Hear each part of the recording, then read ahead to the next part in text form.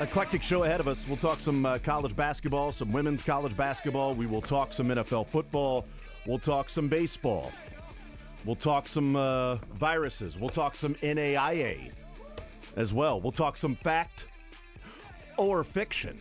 Yes. Which one are we going to talk? Are we going to talk fact or are we going to talk fiction? Sure, why not? All right, great. Sounds reasonable. True. More likely than not, preponderance of evidence says it is decidedly so. Ooh, Magic 8 Ball. We should Magic 8 Ball questions and see if we agree with the Magic 8 Ball. We should do that starting tomorrow. Our ZOUs, will Bobby Witt steal more than 45 bases? Shake, It is decidedly so. Boom, put money on the over on Bobby Witt stolen bases. I'm going to bring in a Magic 8 Ball. That's what we're going to do. I'll bring an 8 ball as well. Well, it can make you do some magic. Not sure. How magic are you? I don't know. I'll tell you in about 25 minutes. I'm assuming. 913-381-0810 is the phone number. For some reason, giving that out, even though Adam Teicher will be using it and Les Norman will be using it. No, Les Norman's going to be in studio today. We got a studio, Les? 2 days away. 2 days away. 2 days away. We'll be talking baseball with Les Norman, Kluzewski Campanella. We'll talking baseball. The man and Bobby Feller coming up at noon, breaking the norm. A lot of stuff to get into with Les Norman. I want to get his thoughts on what Matt Quattrero said to Jim Rome yesterday about the experience. What was the question that Jim Rome asked him, Sterling? Rack 'em. He asked him something about playing the Yankees and what the experience was like. Q. What was that like, playing the Yankees? Aaron Judge. Juan Soto. Nice job. Arugula. We'll just I'll play the answers for Quattrero. You ask the questions. Love it. It'll be like you did a one-on-one with Matt. We're gonna play. We're gonna play Sterling's one-on-one with Matt Quattrero. In fact, we'll just play the interview and people will think it's you. Q. Great. What a great answer. Rack 'em. So we'll talk with Les Norman coming up at noon. Todd Lebo, 1 o'clock. Tonight, right here on Sports Radio 810 WHB, starting at 6:45, the NAIA National Championship pregame. 7 o'clock, the NAIA National Championship here in Kansas City. Oklahoma Wesleyan versus College of Idaho. I believe Stephen St. John will be down there hanging out. Nice. And we have a true Cinderella. I mean, we talk about the Cinderellas that aren't happening in the NCAA tournament. We got a true Cinderella in the NAIA. We got a 7 seed, Oklahoma Wesleyan, that has knocked off a 2 seed, a 3 seed, and 2 1s to get here to play College of Idaho, a 1 seed. If Oklahoma Wesleyan wins tonight, they would have knocked off 3 1 seeds, a 2 and a 3, to win the national championship as a 7 seed. That is as difficult of a path as you can possibly have as a 7. You have faced every single chalk team in your region and then the other bracket or other region and then the opposite side of the bracket to play in the national championship game. College of Idaho, also a fantastic team. Yeah. But really cool story tonight if not leaning one way or another. Just see what happens, but it'd be a cool story. Nothing against College of Idaho. But it'd be a cool story if Oklahoma Wesleyan were to pull off another upset yet again after pulling off the upset last night. Jason just hates potatoes. Right. I mean, that's the thing. Hates potatoes. Not a potato. Turn them into fries, or chips. One of the two. But just a regular potato? Pfft, I don't know. I love NAIA. This was my favorite week of the year as a kid. My dad used to take me out of school, would play some hooky. Nice. Take about 2 days off. We would head down. They don't do popcorn, I don't think, anymore down there. It was disheartening. Last year or 2 years ago, I went down to the NAIA just to have popcorn. You can have watch popcorn games wherever you want. A couple years ago, I went down just to remember what it was like to be a child yet again. Nostalgia. Because that was one of my favorite moments as a kid, was going down with my dad and watching NAIA, because it's such high-level basketball. It's so fun. The games are always close. They're intense. It's a great place to. You almost like taking a step back in time, right? It's just. I love the NAIA. I love it still in Kansas City. Yeah. It makes me happy. One of my first gigs right out of college I was hired to do, so the first day of the NAIA, it's just game after game after game after game after game. There's like 6 games in a day. And I was hired to do the internet broadcast at NAIA for all of the games. So that day, I get paid $25 a game. And there was 20 minutes between games. And after the first game was over, I was given the roster of both teams in the next game. Here are the starters. Go get them. Now, and it was just me. But there was no halftime show, commercial breaks or whatever. Just showed the, just make sure you turn off your mic and things like that. So it was just while the action was going on. But, boy, you want to talk about an experience of all day long doing all of those games and walked out of there with a cool 150. Nice. And right out of college, you know what? I'll take it, man. Plus, I mean, I did 6 basketball games. That was awesome, man. You got to watch free basketball. Dude, it was great. And I got to call the basketball. It was fantastic, man. It was so much fun to do that. And so tonight, right here on Sports Radio 810 WHB, the NAIA National Championship, Oklahoma Wesleyan and College of Idaho. A lot of stuff to get into today. 913-912-4810. Adam Teicher coming up at 11, Les Norman at noon. Let's talk about last night and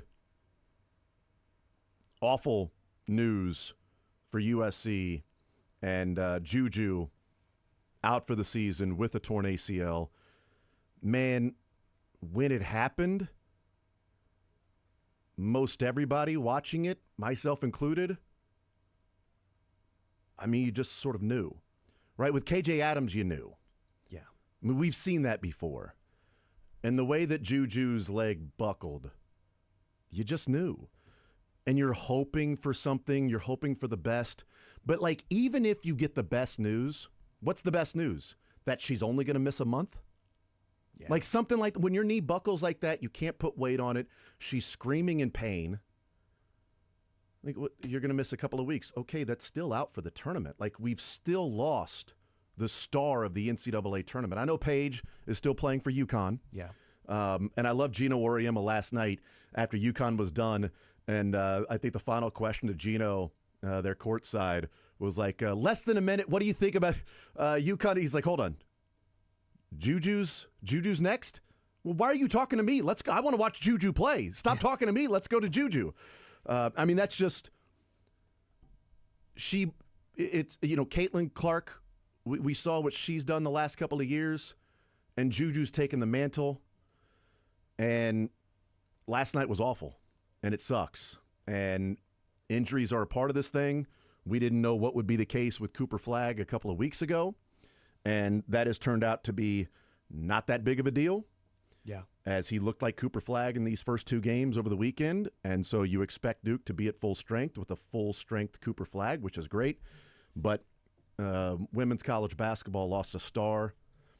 It affects Kansas State because Kansas State now plays USC. Now, even without Juju, they still went on to dominate Mississippi State in that game. Still took care of business. 37. Beat them by 37 still.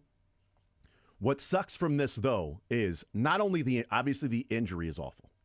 First and foremost, that sucks. She's out for the year, and she's got a long road of recovery ahead of her before she gets into her junior year next year at USC. And dreams of winning a national title. USC could still do that. I mean, they still could. They're a good team. It's like, can Duke win a national title if Cooper Flagg wasn't there? Sure. Depending on what happens in certain games, yes. If Con Knipple goes out and drops 25 or 30, if Malawach becomes, That's a good call, by the way. I mean, it's like, okay, can they do it? Sure. Can USC do it? Sure. But Juju's a big reason as to why they were one of the favorites to win the national championship. And so it just sucks. You don't hope for injuries, but Kansas State could be the beneficiary of this now without Juju. I think it's one thing. I think it could go either way in a game. Clearly USC rallied and said, bleep that. We're going to dominate this game for Juju. Yeah. What happens after the game is over when the adrenaline stops?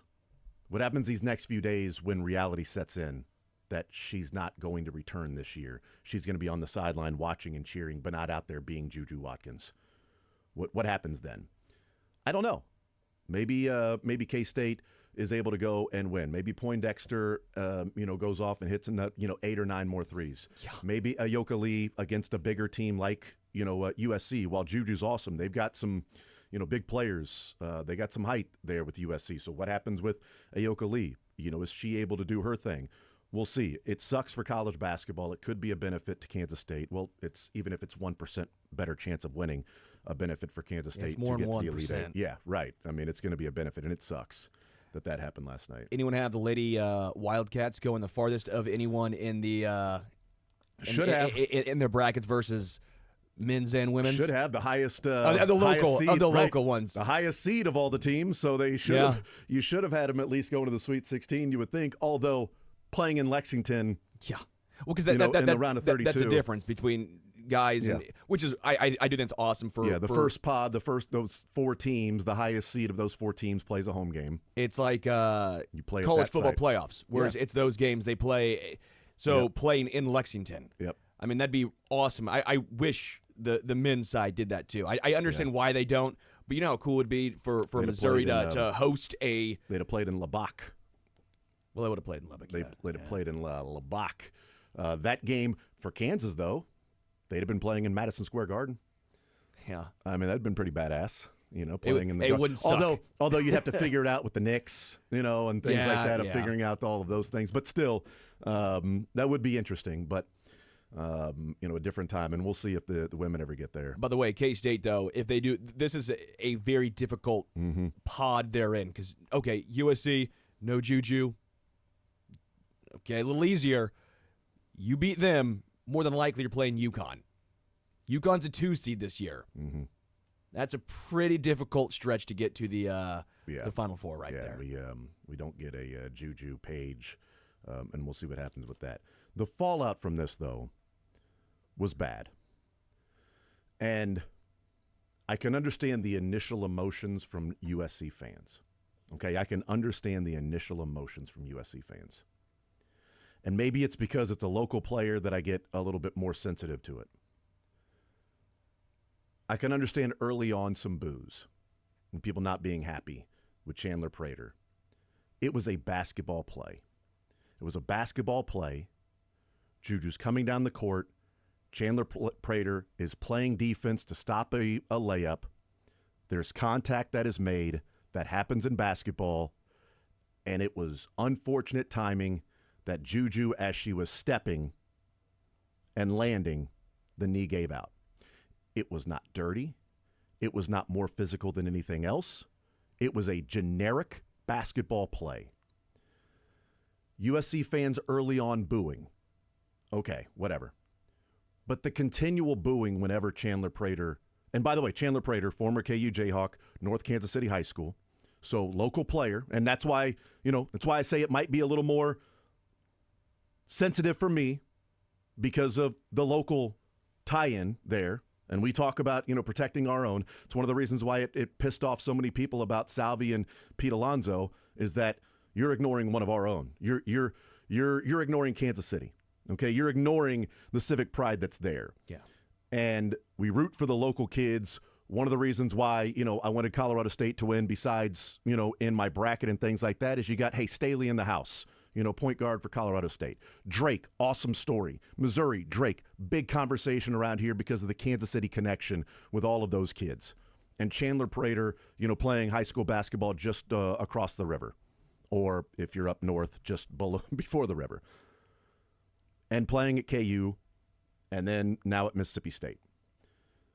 But the continual boos even in the second half. Booing the cheerleaders at halftime. Booing the cheerleaders at halftime. The constant boos. And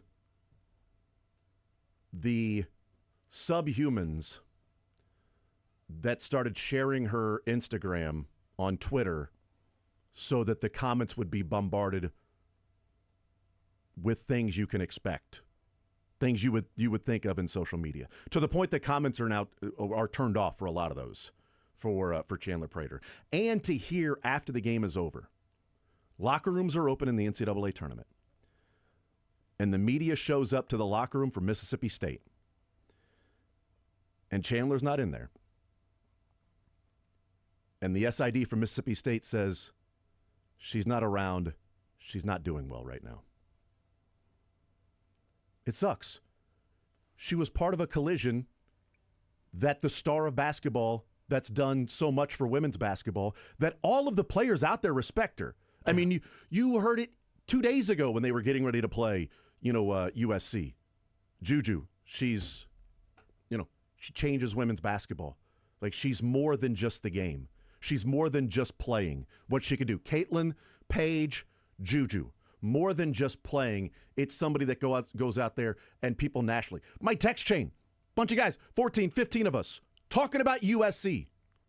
USC at Mississippi State last night. Because people are watching the game for Juju.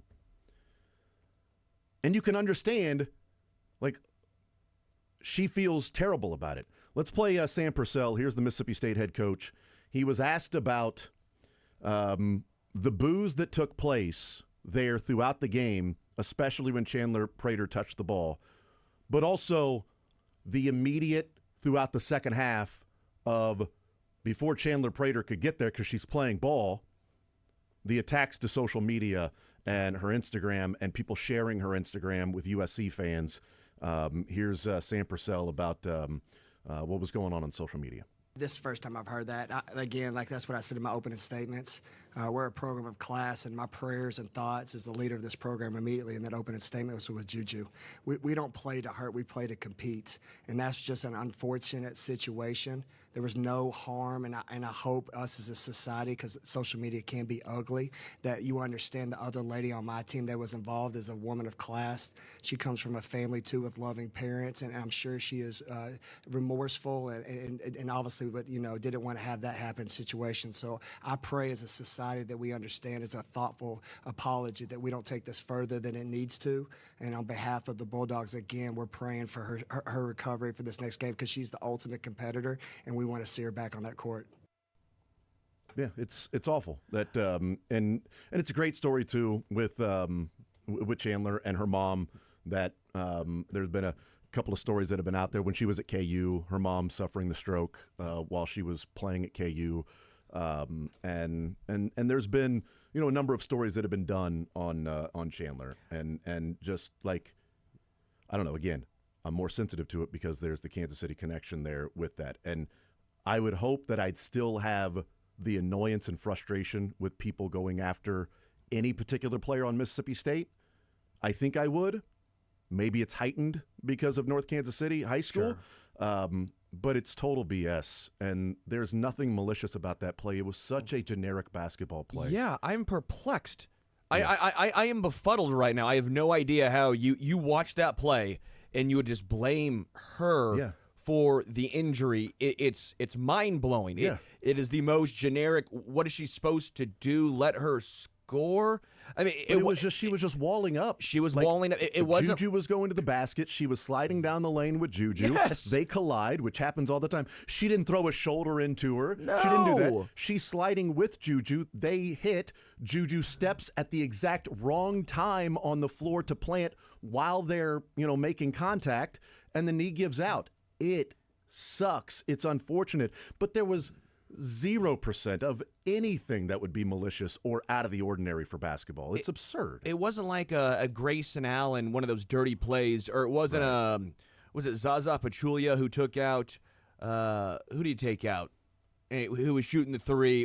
It wasn't one of the Leonard. Kawhi Leonard, thank you. Yeah. Or what we saw, God, it was like maybe 10 years ago in the NCAA tournament. I can't remember the characters, but a guy was coming in for a layup and a dude just forearm shivers to his chest to knock him out of the air, and he goes flying. Like, that is a specific dirty play that you're trying to injure somebody who in college basketball on the men's side, when you're jumping, you're up pretty high, and that guy just in the air, two hands, forearm, chucks him, and that he goes happens flying. every game, almost every game, and no one says a word about it. And I'm on the same side that's just about as dirty of a play as there is in sports when you see the guy go up in the air, and then you take his legs out. It's not like they're going up for a shot.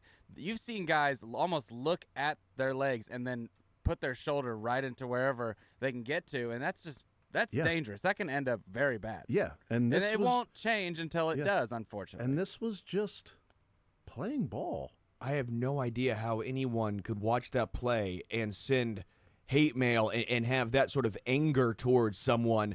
I get it. It sucks if you're a USC fan or you like Juju Watkins and you see the injury. Injuries suck. It's horrible. But if you watch the play, it wasn't like it's avoidable. It wasn't like it was a situation. The only way it's avoidable is if she doesn't drive, if she doesn't dribble. The only thing avoidable is if Chandler Prater just backs off and says, "I'll just give Juju a layup." It's in the first quarter, and even then, I don't know. Her leg still may have buckled. Yeah, I mean, it wasn't. There was nothing malicious about it. They weren't up 35 late in the game, and Juju was driving, and somebody gave her a shoulder or anything like that. That wasn't the case, but it's unfortunate, and I feel really bad for somebody who's had a really good career in Chandler that her final basketball game in college is that. Oh, man, that's tough. That, the final time she goes out there on the floor and they lose and then the locker room's open, but she's not there. As the SID told the media, she's not doing well. And that sucks. Yeah. And obviously people are thinking about Juju, but there's somebody else involved in this too, that while Juju's getting all the love, the other side is getting a lot of the hate. And it's for unfounded. Something so benign that took place in that. We'll take a timeout. We'll come back. There's a lot of talk about NIL and transfer portal on the men's side. Grant McCaslin weighed in on it yesterday. Interesting stuff from Grant McCaslin.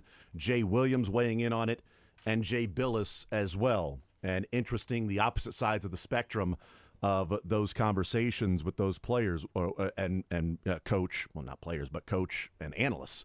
So we'll talk about that a little bit. And I want to get into at some point, and maybe we do this with Adam Teicher, the NFL rules changes proposal on the defensive side, because I really like it. I would like for them to adopt it, and I've never understood why on the defensive side a 5-yard penalty would be an automatic first down. Like illegal contact. A 5-yard offsides is not an automatic first down. Illegal contact is 5 yards and an automatic first down. It might be 3rd and 72, but illegal contact gives you an automatic first down.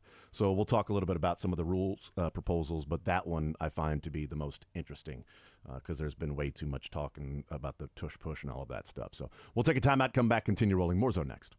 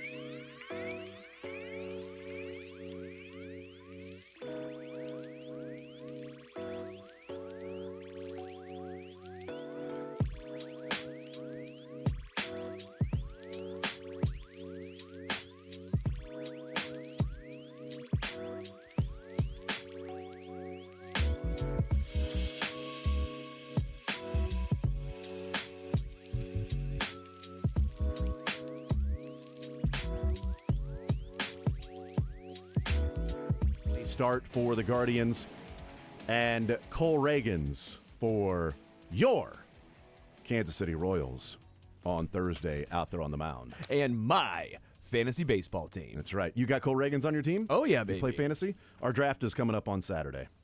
We'll see. I'm going to do whatever it takes to get Cole Reagans. I don't care how much I have to spend.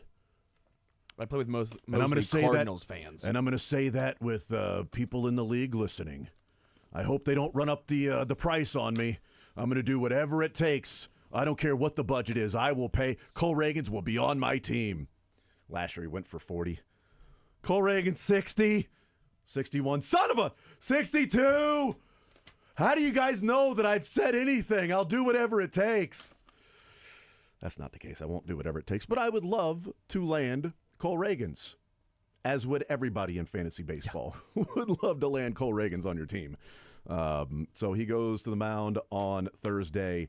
The workout tomorrow, we'll be heading out there. Les Norman will be working out his mind coming up at noon, talking some Royals with him. We talked about some of the takeaways that may be there for the Sweet 16, and one of the things we discussed is upsets or the lack thereof and the Cinderella.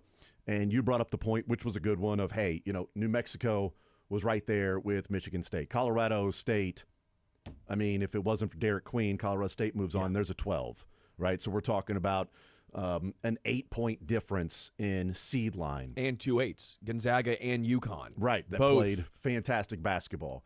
And Gonzaga, a top 10 KenPom team that was a number 8 seed that you could maybe make a strong argument was probably underseeded by a few lines. And maybe Houston shouldn't have had to play a top 10 KenPom team in the second round. But they did, and they survived. They played well. They had to play well in order to win that game. And L.J. Cryer was on fire. He got out there and started scoring, and it was like, okay, this guy's not going to let Houston lose today, even though Gonzaga is a damn fine team. Cryer made me cry because I had Gonzaga. You were a crier. You became a crier. I felt so. That was my upset. That was my 8 seed moving on. Yep, you became a crier. I get it. Those things happen. But we talked about that and whether that is NIL, transfer portal, etc. If those are the things, because it's last 2 years, and we're talking about just simply looking at the Sweet 16. The last 2 years, when 40 points in seed line, 1, 2, 3, 4 playing in the Sweet 16, as we talked about, that comes up to 10. That adds up to 10. 4 regions adds up to 40. The lower the number to 40, the chalkier it is. And this year was 55, and it was only plus 15, and last year was 53. It's plus 13. That's a combined plus 28. 2023 was plus 38, and 2022 was plus 45, and 2021 was plus 54. So the last 2 years combined were almost half of what 2021 was double. At 54, almost 56, would be doubling what the last 2 years have been. So is that a trend heading in one direction? Okay, we talked about that yesterday. I worry it's a trend. I'm leaning on the side of like 51-49, completely waffling here, that I do think it's heading towards a trend. You're on the other side of that, which is totally cool. Correct.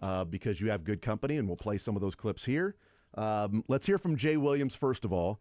And Jay Williams is not only on the side of the NIL as a problem, he's on the side of this is not just a trend. This is now reality and no more Cinderella. NIL is the death of mid-major Cinderella runs. And I think it still can happen, but I think it's going to be more of a rarity, Greeny. Because? Well, this can be more of a rarity due to the fact that I think now we're going to see a lot of players that are playing for the Colorado States, that are playing for the McNeeses, that are playing for the Drakes, that are going to get poached by mid-level Power 4, Power 5 conferences, right?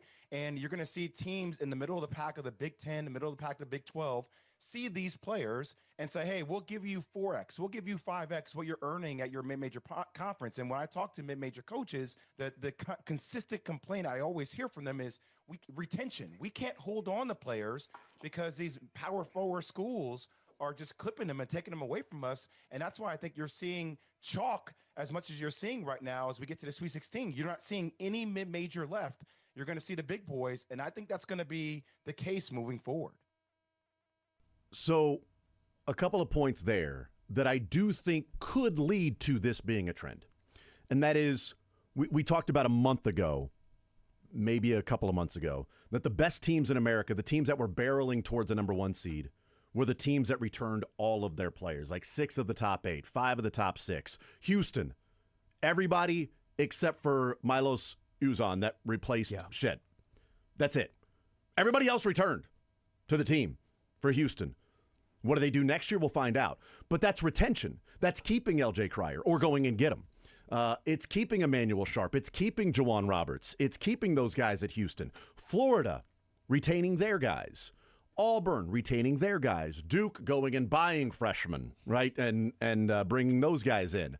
There's a lot of retention on these teams.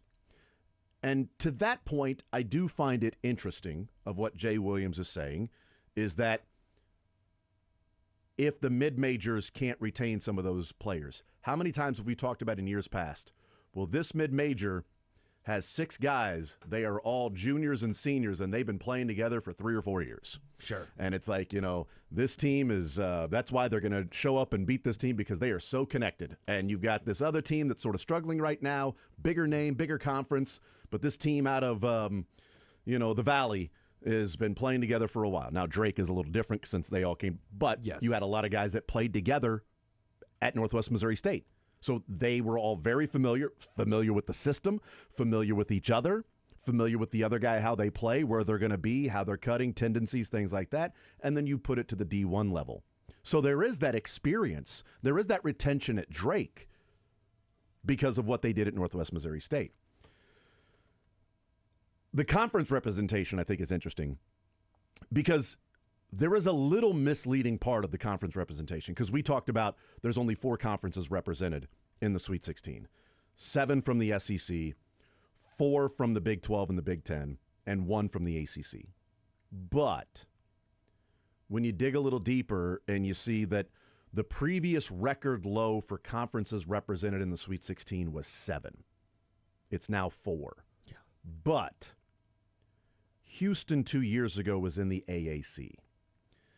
BYU 2 years ago was in the West Coast Conference. Arizona was in the Pac-12 last year.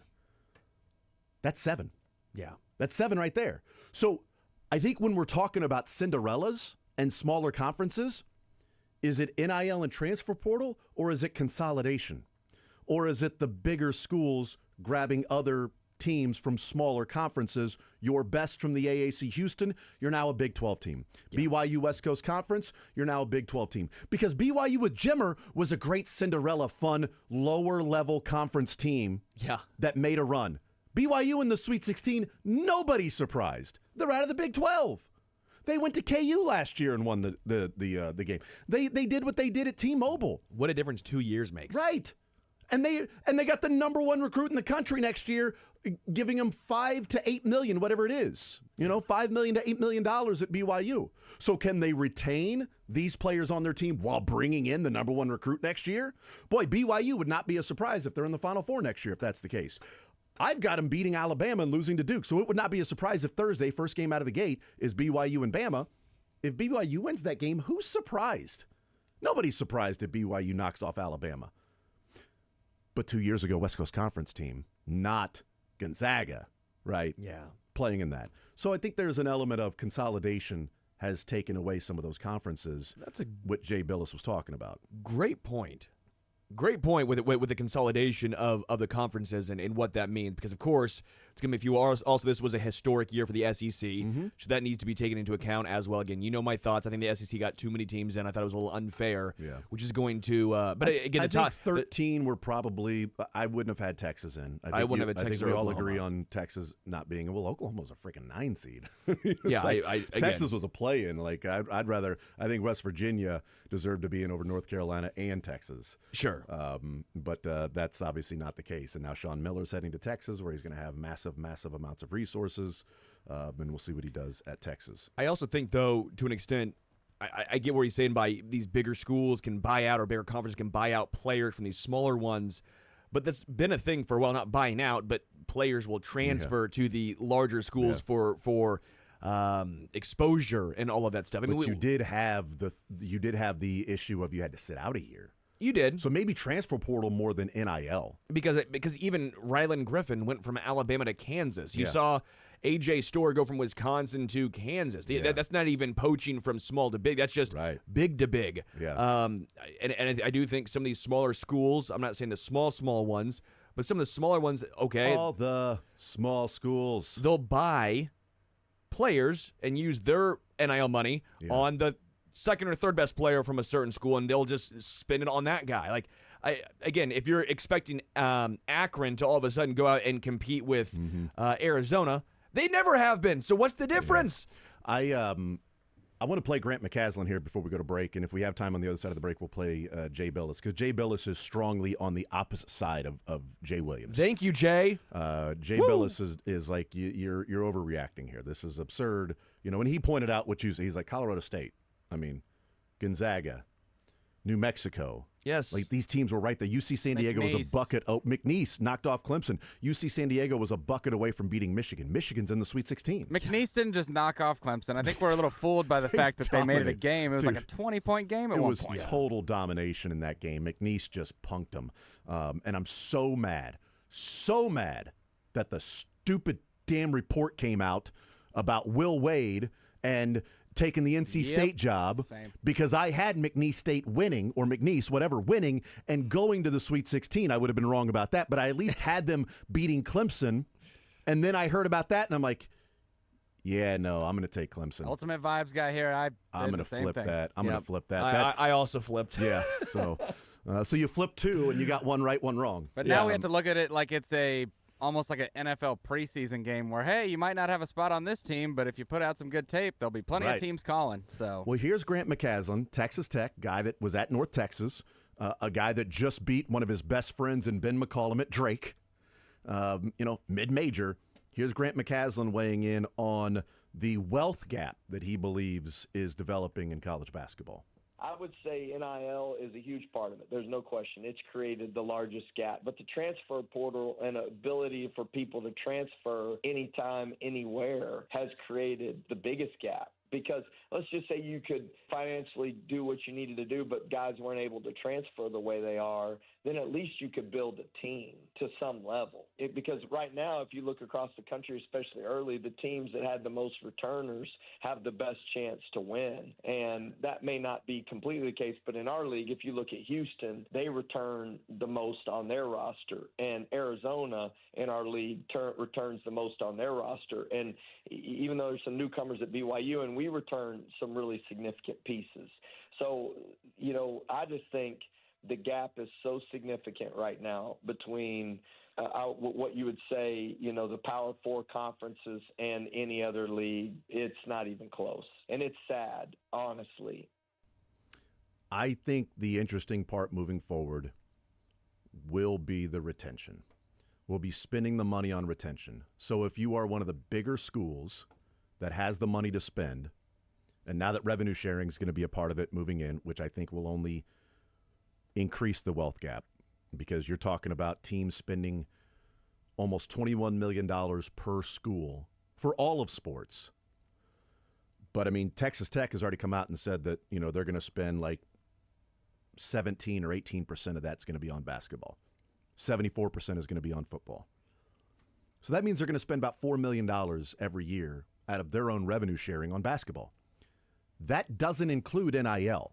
Now, the NCAA has also said they are going to crack down on NIL, that has to actually be name, image, and likeness, since there is now revenue sharing in college basketball.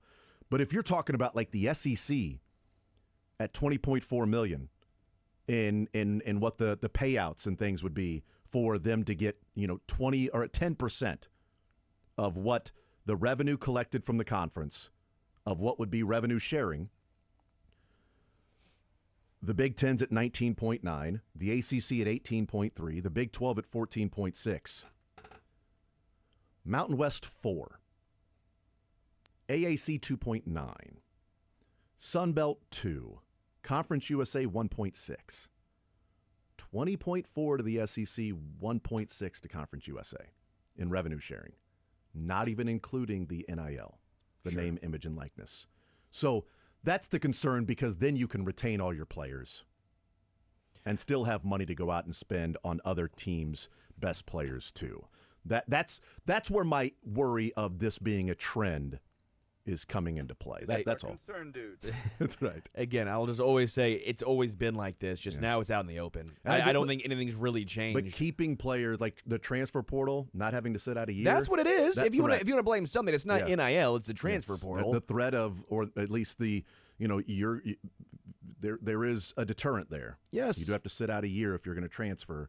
And so, that's and it used to be transferring in conference, you would lose a year of eligibility. You would have to, it would be like, well, now you've got 4 to play 3 if you transfer in conference or whatever, like the Big 12 or whatever that was. We'll take a timeout, come back, continue rolling more zone next.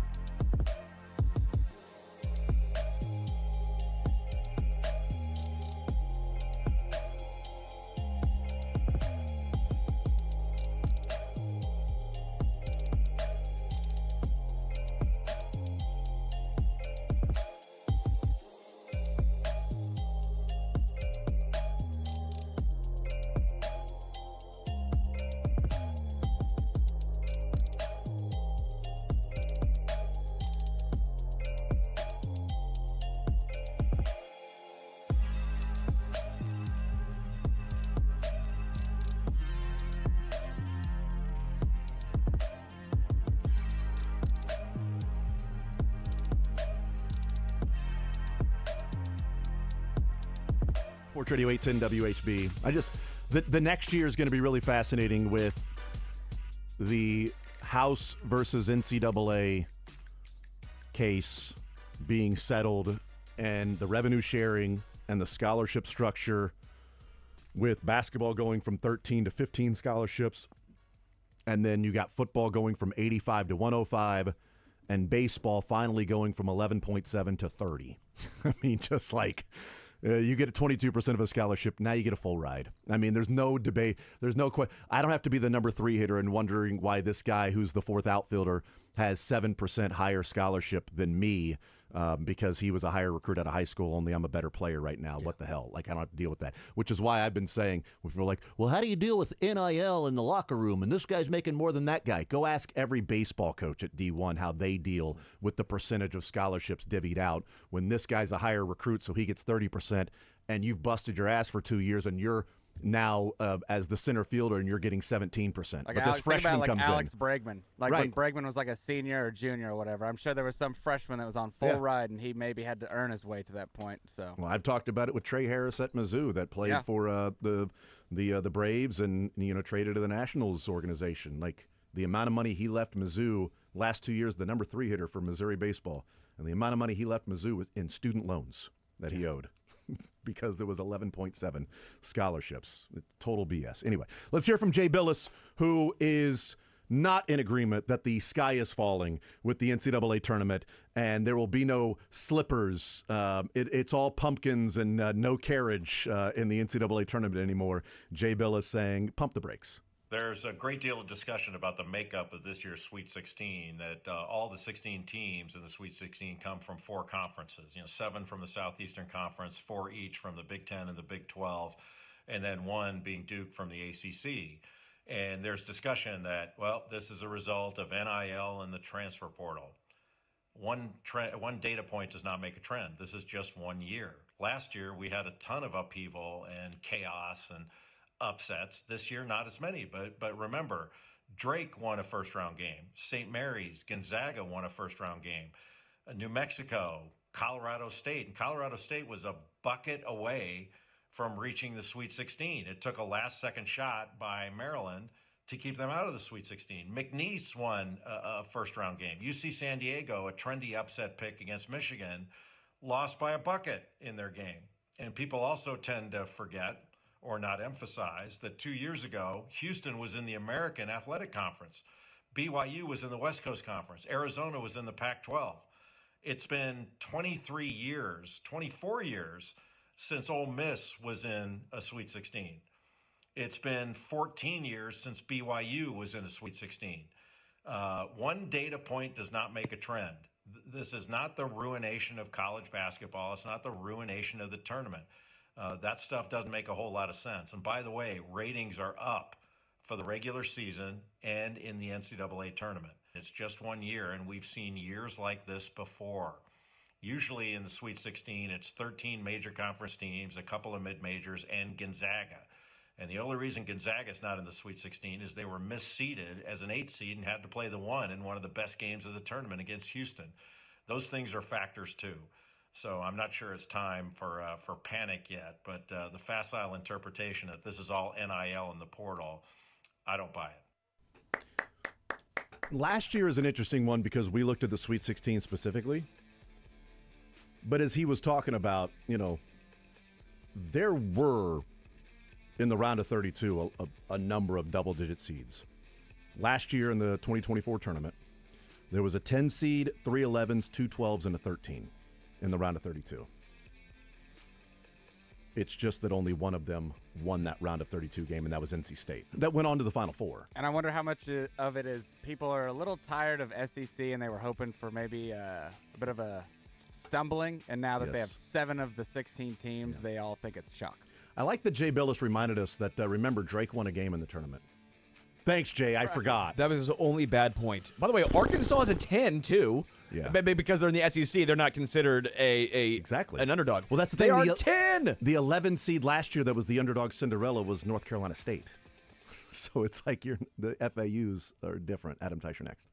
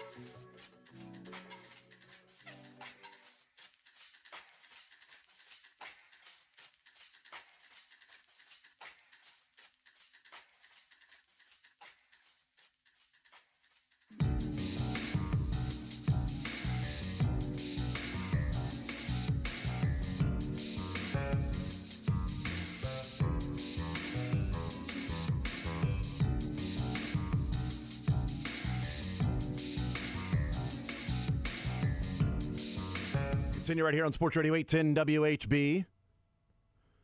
We'll talk some more college basketball with Todd Lebo coming up in the 1 o'clock hour.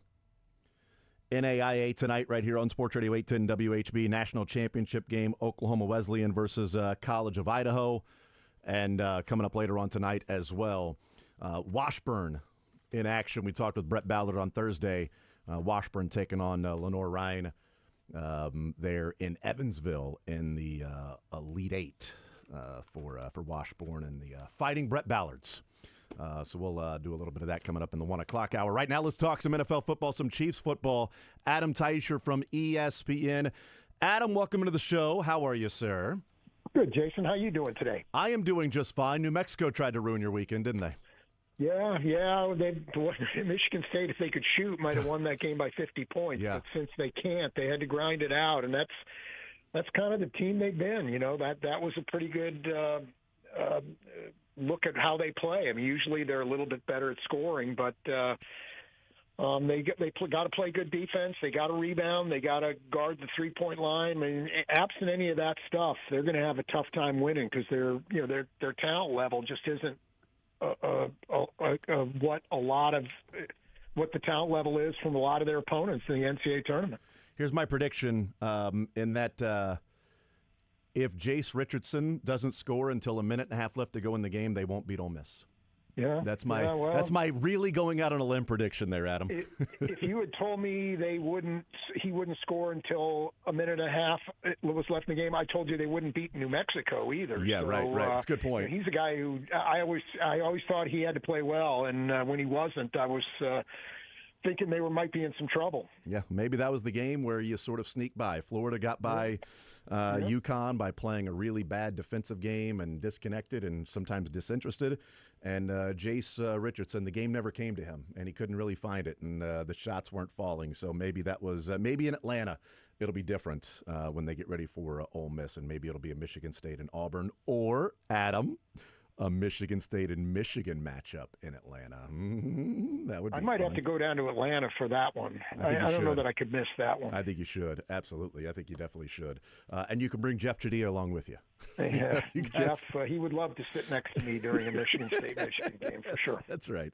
Adam Teicher is our guest from ESPN. Well, he went to Texas. They're out of the tournament, but he returns to Kansas City and the Chiefs. Charles Omenihu re-signs with the Chiefs. Adam, what do you make of this signing and the contract that they got Charles Omenihu to sign and return? Yeah, well, you remember we both were pretty pessimistic about when free agency started about his chances of returning because he wanted to get paid, and but the Chiefs were smart. They they weren't going to give him what he wanted, but they said, hey, listen, we'll bring you back, and if things don't work out on the market for you, and sure enough they didn't. So he'll take he's got a 1-year deal, and he'll take another swing at the a big time contract next year, and presumably he'll be healthy when the season starts, unlike last year when he missed the first 10 games or so. He'll be ready to go when the season starts, unlike 2 years ago when he was serving that suspension when he missed the first several games of the season. So presumably he'll be ready to go and motivated and to get a big contract. So I think this is a great deal for the Chiefs and a good deal for him too. We know they'll use him, and he'll get a lot of run for them and have a chance to put up a big season. I love the contract because even if he gives the Chiefs what he gave them last year and even the year before when we're talking about suspension and then injury, it's worth the $7 million. But if you get a full season of what Omenihu can bring, like if you just simply look at the rate and the average per game that he was putting up in the sacks and games played, he's a double-digit sack guy. I mean, you could be looking at 12 or 13 if he continues to play, like 7 sacks in 11 games. Maybe that's not going to get to 12, but, he gets a sack here or there extra on the way. You're like, wow, you got $7 million, and this guy got you 12 sacks and a number of forced fumbles. That's well worth the money for Omenihu if he plays like he has the last couple of years, but over 17 games. Yeah, some of the Chiefs' most recent signings, Jerry Tillery and re-signings, Jerry Tillery, Kareem Hunt, Juju Smith-Schuster, Mike Pennell, those are nice players. Good to have them around. but they're more rotational type pieces, more depth type pieces. I don't see O'Menahue in the same light as those guys. I see him as a guy who could have a big year and will have an opportunity to have a big year, and I think he's a big part of the puzzle. So, yeah, I think this one is a very significant signing for the Chiefs. Conventional wisdom would say this guy's going to go out there and a prove-it deal, upset about what the market was, and go out and prove his worth. I do think in a different universe, you might have a guy that's mad at the world and sort of like bleep it, that I can't believe that they don't respect me that way around the league. I think we'll get the former and not the latter with Charles Omenihu. You agree with that in terms of ultra motivated instead of ultra mad at the world and sort of a bleep it mentality about the NFL and what they've done? Yeah, because that kind of attitude won't get him the contract that he really wants. Nope. So, I think I know him well enough to know that he would be that kind of player, but maybe not. But I don't think that'll be a problem. I think he'll be ready to go, and the Chiefs will be the beneficiaries of that, no doubt. Yeah. Visiting with Adam Teicher from ESPN, our guest here in the Zone. And you mentioned some of the guys that they signed with Jerry Tillery and Mike Pennell and Charles Omenihu. Is there a spot that you think they need? And I say need, not want. Is there a spot that you think they need to address before the draft to sort of put them in a position to where they don't have to reach for anything? No, I think they're okay now. I mean, they can line up and play a game now. Yeah. They don't have to have, whatever it might be. I mean, there are sure some spots where they could possibly use an upgrade, but I don't know that upgrades at this point are going to be available on the free agent market. So I think they're okay, and they're a lot more free to go best player available rather than focus in on certain positions in the draft. I mean, I'm pretty impressed with the ground they were able to cover. Between re-signing guys like Hollywood, Trey Smith, Bolton, Kareem Hunt, Juju, Omenihu, and then signing guys like Jalen Moore and Mitchell and Fulton and Tillery. Now they lost some guys too. Most notably Joe Tooney, Justin Reed, Tershawn Morton. But I feel like they can cover for that. They can cover for those losses. So good players, but I feel like the Chiefs can cover for that. So I'm impressed with the amount of ground that they were able to cover this offseason. I didn't think they would be able to do this kind of work. Now, they don't necessarily have any superstars coming on board here, but they weren't going to be in that mode anyway. This was more about filling some holes in their lineup with maybe solid players as opposed to Pro Bowl type guys. I was going to say, do they need the superstars added to their roster for a team that went 15-2 and played in the Super Bowl? It was a rough night, a bad night to have a bad night, but do they need to add like those superstar players and spend in free agency to this team from what we saw last year? Well, I mean, they lost some good players. I mean, Joe Tooney is, I don't know if can he be classified as a superstar? I mean, playing his position, I don't know if there are such things, but boy, he was a great player, and he was a big part of what the Chiefs had going for 4 years. And Justin Reed, I feel much the same about him, particularly this past season. I thought, just eyeballing it, I thought that was not going necessarily off any metrics or stats.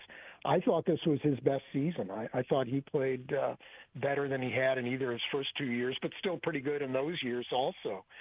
So that's another big significant loss. And, Wharton certainly had his moments over time. And even guys like Derek Nottie and Justin Watson, I mean, they filled a role, So, those guys have to be replaced. And no, the Chiefs didn't necessarily need a superstar, but sure would have been nice if they could have, come up with a left tackle who was – more experienced and maybe more of a sure thing than Jalen Moore. So that's the kind of thing that I'm talking about. Adam Teicher from ESPN is our guest as we hang out talking some Chiefs football, some NFL football. At ESPN, yesterday, or maybe it was the day before yesterday. No, it was yesterday.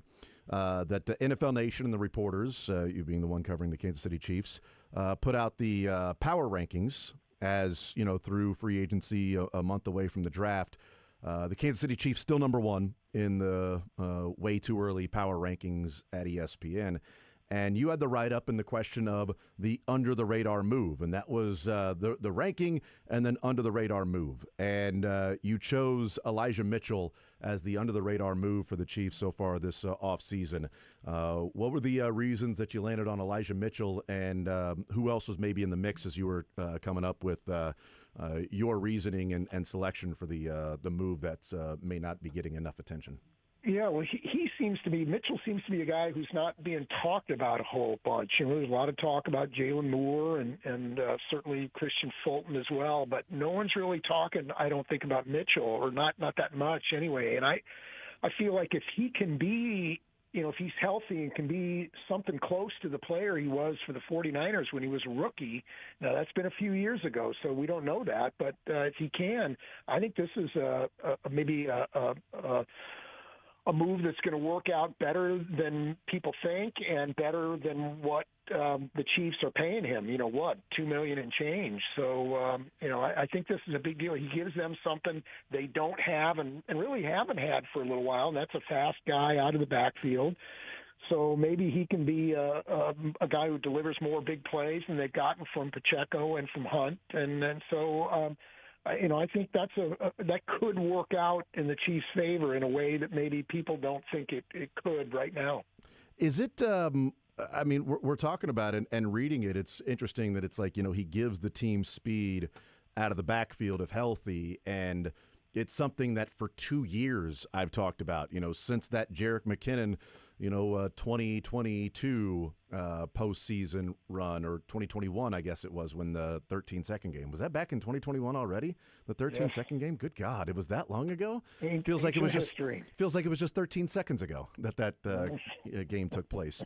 But what McKinnon was able to do there, and the speed and the burst that he had, and the first step, that really the Chiefs have been lacking with Edwards-Helaire. Maybe that's since the hip injury. Maybe Edwards-Helaire would have been that guy with his ability. Maybe the hip injury just, sapped that from him. Who knows? Pacheco certainly runs as he's mad at the ground, but that quick burst from there. And so it's interesting to hear he gives the team the speed out of the backfield. To me, I do find it as surprising with a team that loves speed and wants you to cover sideline to sideline and end zone to end zone for your defense against this team, that for the last couple of years they just haven't had the ability to go outside the tackles, whether they've wanted to or not. And some of those screen passes don't end up being as bigger breakaways because you don't have a guy that can hit and get up to top speed quickly. For a team that likes the speed and getting guys out in space, it is quite interesting that this is now a couple of years where they have not had the ability of stretching the field sideline to sideline without handing it off to somebody on a jet sweep. No, I agree completely. And, I was stunned last year when the Chiefs didn't draft a back. I thought going in the draft it was a sure thing. And sure, at that time they had Pacheco, and they still had Edwards-Helaire at that time. Now, P. Ryan and Kareem Hunt weren't part of the picture then, but I still thought that was almost a sure thing that they would draft a guy and be this kind of player, an Elijah Mitchell kind of player. Mm-hmm.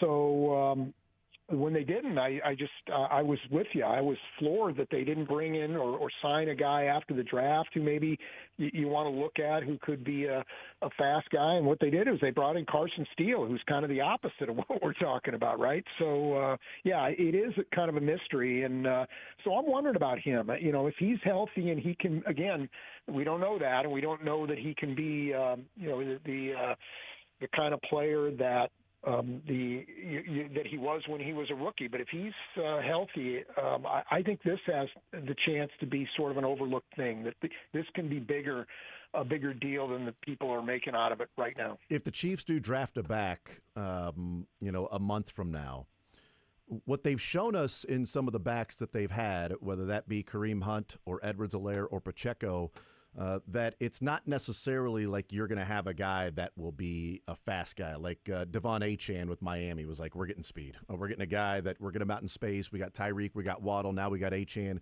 Get him out in space. We got Mostert. We got speed to burn. And that's where can Achane carry the ball 20 times? Probably not. But we're going to carry it 10 to 12 times with runs and catches, and he's going to have big breakaways. And we've seen that with the Dolphins. But what we've seen with the Chiefs is that Kareem Hunt, sort of that every down, can do a lot of different things well. Clyde Edwards-Helaire was a guy that wasn't this is going to be a speedy, bursty guy. It was a stop, start, make you miss, get outside and be a receiver at times because he was so good in those option routes with Joe Burrow.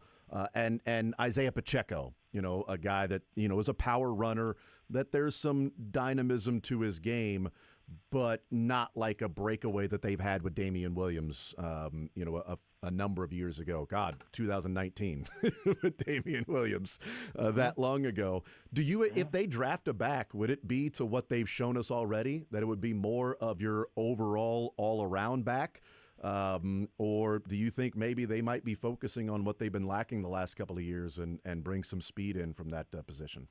Yeah, well, what you don't necessarily want to do is just replicate what you already have on the roster, right? I mean, what's the point in that? I mean, unless you're going to cut Kareem Hunt or cut Pacheco or cut Mitchell, I don't know, what the point is in bringing in a guy like that. Mm-hmm. So, if I were them, I would want to go for a guy who's gives them something that we know that they don't have. And hey, for all I've said about Mitchell, to me, it's a big unknown. He missed all last year with an injury. Now he says he's healthy, and I believe he is. But can he get back to that player he was when he was a rookie, and can he stay healthy? And that's been a problem for him since he's been a rookie year, since his rookie year. He's had some injuries in the 2 years between his rookie year and last year, so it's been an issue for him. So I would go for another speed guy. I would go for a guy who can maybe give them something that Hunt and Pacheco haven't been able to, but particularly because it's been such a glaring absence from the Chiefs on offense, that kind of speed out of the backfield. So it's a little bit of insurance for Mitchell to do it that way. I do wonder, as and putting a bow on this conversation, and until we have some more running back conversations as we get closer to the draft, I do wonder if there's a view from the Chiefs as, okay, do we go speed here, or do we go just all around running back, because that will then take the place of Isaiah Pacheco, who's in the last year, and and so it's like, we can bring a speed guy in, but is that going to give us the answer on first and second down or something like that, as opposed to what they've done with Hunt and Edwards-Helaire and Pacheco, and a first and second down back that's more all around, that they go that route and then supplement. Hopefully you get Elijah Mitchell or somebody as a non-drafted free agent, and then you have that new running back that they draft just slide in for Pacheco starting in 2026. Yeah. Well, that's another way of doing it. That you sort of draft the next featured back, and that could be what they're looking at this year. The re-signing of Hunt makes me wonder about that. I mean, they could always cut Hunt. I mean, he's not uncuttable for sure, and for that matter, Mitchell or Pacheco aren't either. But I feel like they've always, one thing about the Chiefs, they've always been on the lookout and been able to find backs when they needed them. And I'm talking about going back to guys like Le'Veon Bell. They brought in after the season started. LaShawn McCoy, remember? They got him when camp was over. More recently, some Samaje Perine last year when camp was over. Kareem Hunt for sure last year after the season started. So they've been able to find guys. Now, they haven't always been great players for the Chiefs. Certainly probably Hunt and Perine were probably the two best of the bunch, but they've always been able to find guys. So I feel like you don't need to necessarily or they don't need to necessarily have the greatest depth at those spots. They don't have to solve next year's problem now, I guess is a better way of putting it. I'd worry about what fits best for them next year and making sure they have something that they don't already have. And, Kareem Hunt is such a good all-around player that he can handle, I feel like, a lot of that load if Pacheco can't, it gets injured or whatever. They don't need necessarily that every down back right now, that all-around back. I would be looking more for a guy who can fit a specialty here. Me too. Adam Teicher from ESPN is our guest. We'll take a timeout. We'll come back on the other side. I'm going to talk about some of the things we may have heard from the Chiefs that they signed, because the Chiefs, with their free agent signings and guys they retained, they decided to have the press conferences on the first day of the NCAA tournament. So that was cool. So really get that out there. Really let everybody know let them hear from the new guys. I really would have been mad had they done that during a Michigan State game, and I feel like that's probably happened before one of these years. I don't remember for sure, but I feel like that's happened before. Yeah, don't doubt it. We'll talk to Adam about things we heard from Jalen Moore. Gardner Minshew was pumped to play for the Chiefs. Hollywood Brown. We'll get into that on the other side of the break. More Zone next.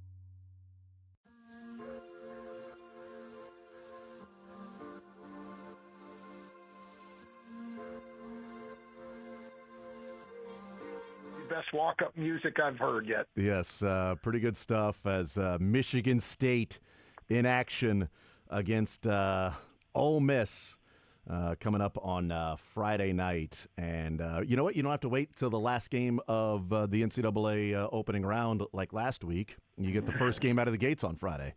Yep, let's do it. 6 let's o'clock. Let's get this thing off. Absolutely. CBS, too, right? Right out of the gate. CBS. I'll be surprised. I will be honest. I'm a little surprised that Mississippi and Michigan State wasn't the 6:40 game, while Kentucky and Tennessee wasn't the 6 o'clock game on CBS. That is somewhat surprising that they went with that. I'm fine they went with that. I just figured that they would probably throw Kentucky and Tennessee right there at 6 o'clock on CBS to start Friday. But we're good. We got Michigan State. Spoken like a guy fresh from several years in Louisville. It just, it draws the eyeballs, but I'm totally good with what we have because it's Thursday and Friday should be a lot of fun. All right, so we heard last Thursday from the returners and also the new guys as well. Jalen Moore talked, and I will say, listening to Jalen Moore talk about it, I have less questions about those that were wondering about tampering because the deal was at least announced that he was signing with the Chiefs at 11:05 when it opened up at 11 o'clock. And a lot of his answers were, man, I have no idea it just happened so fast. Like everything was just so fast that it took place that I'm a Chief. What did you take away from Jalen Moore and his sort of feeling like it was a whirlwind? Chiefs, yeah, great. I mean, everything just, I was waiting 2 months and then boom, it was over like that. And let's go play tackle. Yeah. It sounds like maybe he was surprised by what the Chiefs, weighing in the way they did. So, they certainly made a statement for a guy who's been a career backup, and I know that I probably wouldn't have been expecting that kind of contract if I were him. So good for him, though. He got it, and is going to get his opportunity. It looks like to play and show that he deserves it. Yeah, and smart enough to say the conversations with the coaching staff after signing the contract was really good. Talking to the coaching staff and everything after we got the deal done. Good for you, Jalen. Very smart. Don't be Kirk Cousins. Yeah. Those conversations were no different than the ones I had with them before I signed. Yes, the same conversations. Yeah, good job, Jalen. Well done. What did you make of him talking about playing left tackle? Thought it was interesting when I think it was your question that said what gives you the confidence that you can play and be the start at left tackle. And I think his answer was the tape speaks for itself. Small sample size or not, but tape speaks for itself for what I can do. Yeah, and he also said, hey, the Chiefs obviously think I can as well. Mm-hmm. And they do. So, I like that. And, it's ultimately it doesn't really matter what he says. It's how he plays, right? But you'd like for the guy to go in with a little confidence and, to grab that job and really earn it. I'd like to see. I think it's a good idea for the Chiefs to bring in some kind of competition for him. Even if it's a veteran, a DJ Humphries kind of guy, just to give him some competition because you'd like him to earn the job. I felt like last year Kingsley Suamataia was fine in camp. I think if you watched him in camp, it was hard to predict the problems that were to come, but I don't feel like the Chiefs made him earn that job. They really didn't work Wanya Morris in there much, and Morris was hurt some as well, so I feel like that he kind of got that job by default. So you'd like for Jalen Moore to earn that job. Yeah, he said one of the things that he was excited about with the Chiefs is giving him a chance to play. Orlando Brown was different because they traded for him, and you knew they traded for him to be the left tackle. And when he was asked about where he's going to play, he was very, very straightforward in that I'm a left tackle. I'm not playing right. I am a left tackle. My father's dream, all of that stuff. I'm playing left tackle. Jawan Taylor, wherever they want to play me. If I play left tackle, right tackle, I'm just trying to help the team wherever they want to put me. Jalen Moore, excited about a chance to play. So I don't know if that was the Chiefs saying, hey, you're our left tackle, and we're giving you that chance to play left tackle, or, hey, you're going to come in here and you will have every opportunity to win the left tackle job. here with the Kansas City Chiefs. And, hey, there's my chance to play, but I have to go and earn it with my chance to play, as opposed to Orlando Brown. I'm the left tackle, and that's all there is to it.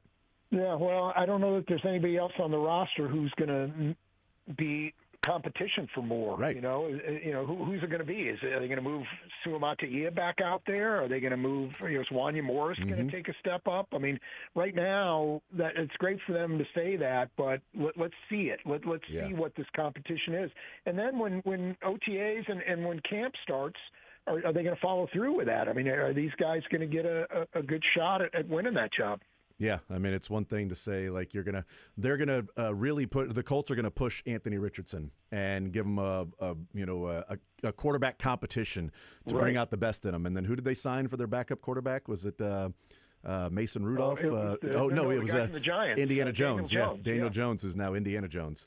That's right. We're going to give you true competition, Anthony Richardson. We're going to bring in Daniel Jones. It's a real true competition. Well, at least it's been a guy who's been a starter in the NFL. Was a high draft pick. I mean, if the Chiefs throw Wanya Morris out there as Moore's big competition, well, is that really competition? True. Maybe a Donovan Smith. Maybe they go out and give a small contract to Donovan Smith and say, may the best man win. Hopefully it's you, Jalen, because we gave you more money. But if it's not and we can't get you out there, then, hey, we'll get out of this contract after 1 year. Visiting with Adam Teicher from ESPN. What did you make of Hollywood Brown? I mean, I know there's excitement from him to return, but, man, it just feels like, hey, what would it look like if Rashee Rice and Xavier Worthy and Hollywood Brown were all out there on the field at the same time? I mean, I saw one play like that, literally one play in a game. You had to look quickly. Yes, I saw that. But, the injuries and everything like that, there's still some excitement that's there for Hollywood Brown. But what did you make of, his comments and, hey, this was where he wanted it. He wanted to return, wanted to be back in Kansas City, contract's the contract, but this is where he wanted to be another year. Yeah. It was interesting to hear him say that, he decided a while ago that this is what he was going to do. And I'm not surprised the Chiefs stepped up, because just hearing from them, this was something they wanted. They thought they never really got a chance to see who the guy really was, other than up at camp. And there were some interesting things going on up there at camp. Now that's camp; it's not real football, so you have to temper that a little bit. But when all three of these guys, meaning Worthy, Rice, and Brown, were on the field, they were getting some pretty good things done. Offensively, and the Chiefs feel like that is still a thing. I mean, that's still a real thing, and that's going to happen if they can keep all three of the guys in the lineup next year. So we'll see if they're right or not, but they feel like this is a pretty potent group with the top three. Yeah, and last one for you, Gardner Minshew, who said, it's sort of a not necessarily, paraphrasing, kind of a long time coming, but talked with the Chiefs during the draft and everything, and with Jacksonville and with the Raiders, but excited to be with a winning organization with the Kansas City Chiefs. It is interesting. Some of the guys the Chiefs go out and sign, or really a lot of the guys the Chiefs go out and sign, are guys that they had interest in when the draft time came around. So hearing that Gardner Minshew had interviews and meetings with the Chiefs, not really a surprise that he then signs with the Chiefs. Yeah, and hearing him say, I knew I'd want to go to Kansas City even before the Raiders cut me.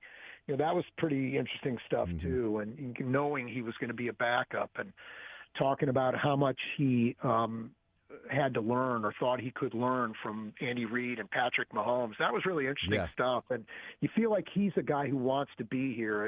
As opposed to last year, Carson Wentz felt like he should be a starter and kind of came here grudgingly. And I feel like Gardner Minshew's maybe will be more into his role as a backup, that he'll accept that and be ready to do it that way. And in the meantime, I want to go and visit him on the cattle farm. That's right.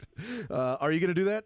I would love to go visit with him on the cattle farm. I want to see this get going here. Yeah, it's a good point that you brought up about Minshew, and I definitely heard that in his commentary too about wanting to be here and just looking forward to what he can learn from Andy Reid and Patrick Mahomes and the excitement that's there. And I think that's he's a vibes guy, as Sterling would like to say.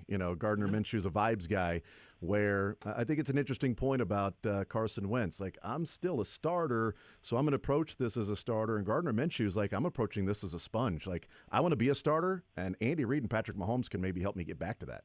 Yeah, and hey, this might be completely unfair to Carson Wentz, but there was a part of me in that Denver game, in the last game of the season, where how much of the way he played and the way the Chiefs played around him had to do with any attitude that was there. Like, hey, I'm above this. I don't need to be going out there with these guys and showing I can play.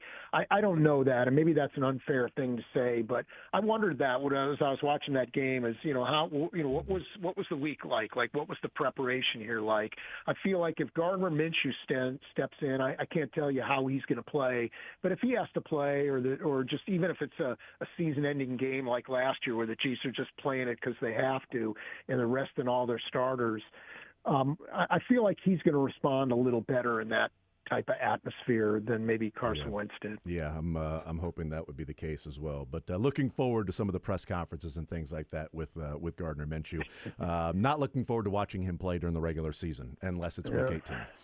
Adam Teicher from ESPN is our guest. Adam, best of luck to Michigan State on Friday night. I've got them in the Final Four, so you and I are I'm right along with you, cheering just as hard as you, only for my bracket. But I know it means a little bit more to you than it does for my bracket. But I've also got Jace Richardson and Cohen Carr on my player pool team, so it matters from that standpoint too. There's plenty of room on the bandwagon, so welcome aboard. Yes. Hey, I'm also on Go Sparty. There we go. Go Sparty. Sterling's wearing his green today. He's got a green shirt I am on. Literally wearing green today in honor of you, Adam. Is that what it was? It's all in honor of Teicher. I think you probably had it on since St. Patrick's Day, but hey, whatever. We'll take that too. Same pullover, actually. I just have not. I actually just woke up from St. Patrick's Day. What happened the past 8 days? I don't want to tell you about what happened Thursday night. Okay, you stay in your sleep. What happened Thursday night? Not fun for you or me or a lot of people on this side of the state line. Thursday night was Drake and Mizzou. That's what I'm saying, Sterling. That's heard about that one too. Yeah, and for Kansas fans, it was a rough Thursday night. That's for sure. Adam, appreciate it, brother. As always, good luck, and we will talk next week about your Sparties heading to the Final Four and following me to San Antonio. Absolutely. Let's do it. All right. There's Adam Teicher. Great stuff from him from ESPN, as usual. And, yeah, I loved hearing from Gardner Minshew in the Zoom that they did. And he sounded pretty enthusiastic about being a Chief. And I'm with Adam. Maybe it's unfair to Carson Wentz. Maybe it's completely unfair to Carson Wentz. I did get the sense that there was an annoyance in Week 18 of him playing. Adam wouldn't be the first person to report on that. Yes, right. And him having that mindset. Yes. He's had that mindset since Jalen Hurts started taking snaps in Philadelphia. I'm not in a disagreement there. But like Gardner Minshew saying, like, I can't wait to learn from Andy Reid and learn from Patrick Mahomes. Like, as soon as I knew I was getting cut, this is where I wanted to be. Like, in my mind, when I had a feeling the Raiders were going to cut me, the one place I wanted to go and play was Kansas City, just to see how the operation takes place in a winning organization, how it goes as a quarterback with Andy Reid and Patrick Mahomes. Play Gardner Minshew against the Raiders, those 2 games. Gardner Minshew combines for 700 yards, 9 touchdowns, one pick. I'll give him 1. Yeah, well, I'm a realist. It'll get handled when it gets handled, though. I mean, you still got Patrick Mahomes and the Raiders, although they weren't dominant games. They didn't run away because, they didn't beat anybody by more than a score this year. Gardner Minshew, if you're listening right now, which I know you are, I had a whole bit where I was Gardner Minshew, Gardner with my garden. I had my mustache and soul patch, and I wore an American flag bandana. It's a great picture. Gardner Minshew. Well, we need to get him on the show. Gardner Minshew. Compare mustaches. Come on the show. We'll compare stashes, and I feel like we should grab a beer and just vibe together, just hang out. I don't know, man. Vibes, man. Gardner's bringing the vibes. So, Gardner, if you're listening, which I know you are, We'll grow stashes together, drink beers, and we'll play. I'll take you to my golf course. We'll golf together. We'll grow stashes together. What? What? First time I've ever heard somebody say, "Let's hang out and grow a stash." We will hang out, grow stashes together. Like you guys okay? are gonna hang out around each other. Like your cycles are gonna all of a sudden align. Down? I mean, how could anyone turn this Your down? stashes cycle is gonna align. The stash you guys bros hang out with each other long enough. Oh God. We'll take a timeout. We'll come back. More Zone next.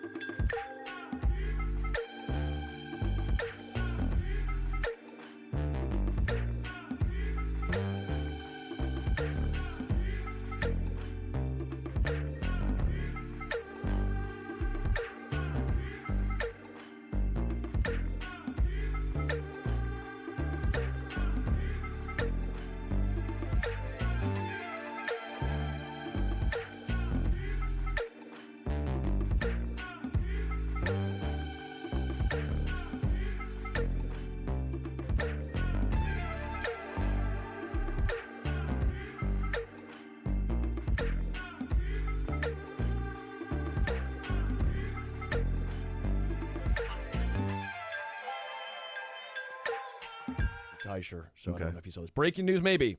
What?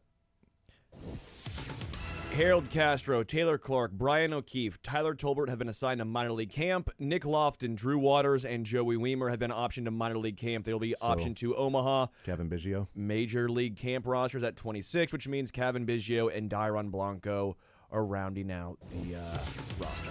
Okay. Makes sense because Kevin Biggio is playing first base today.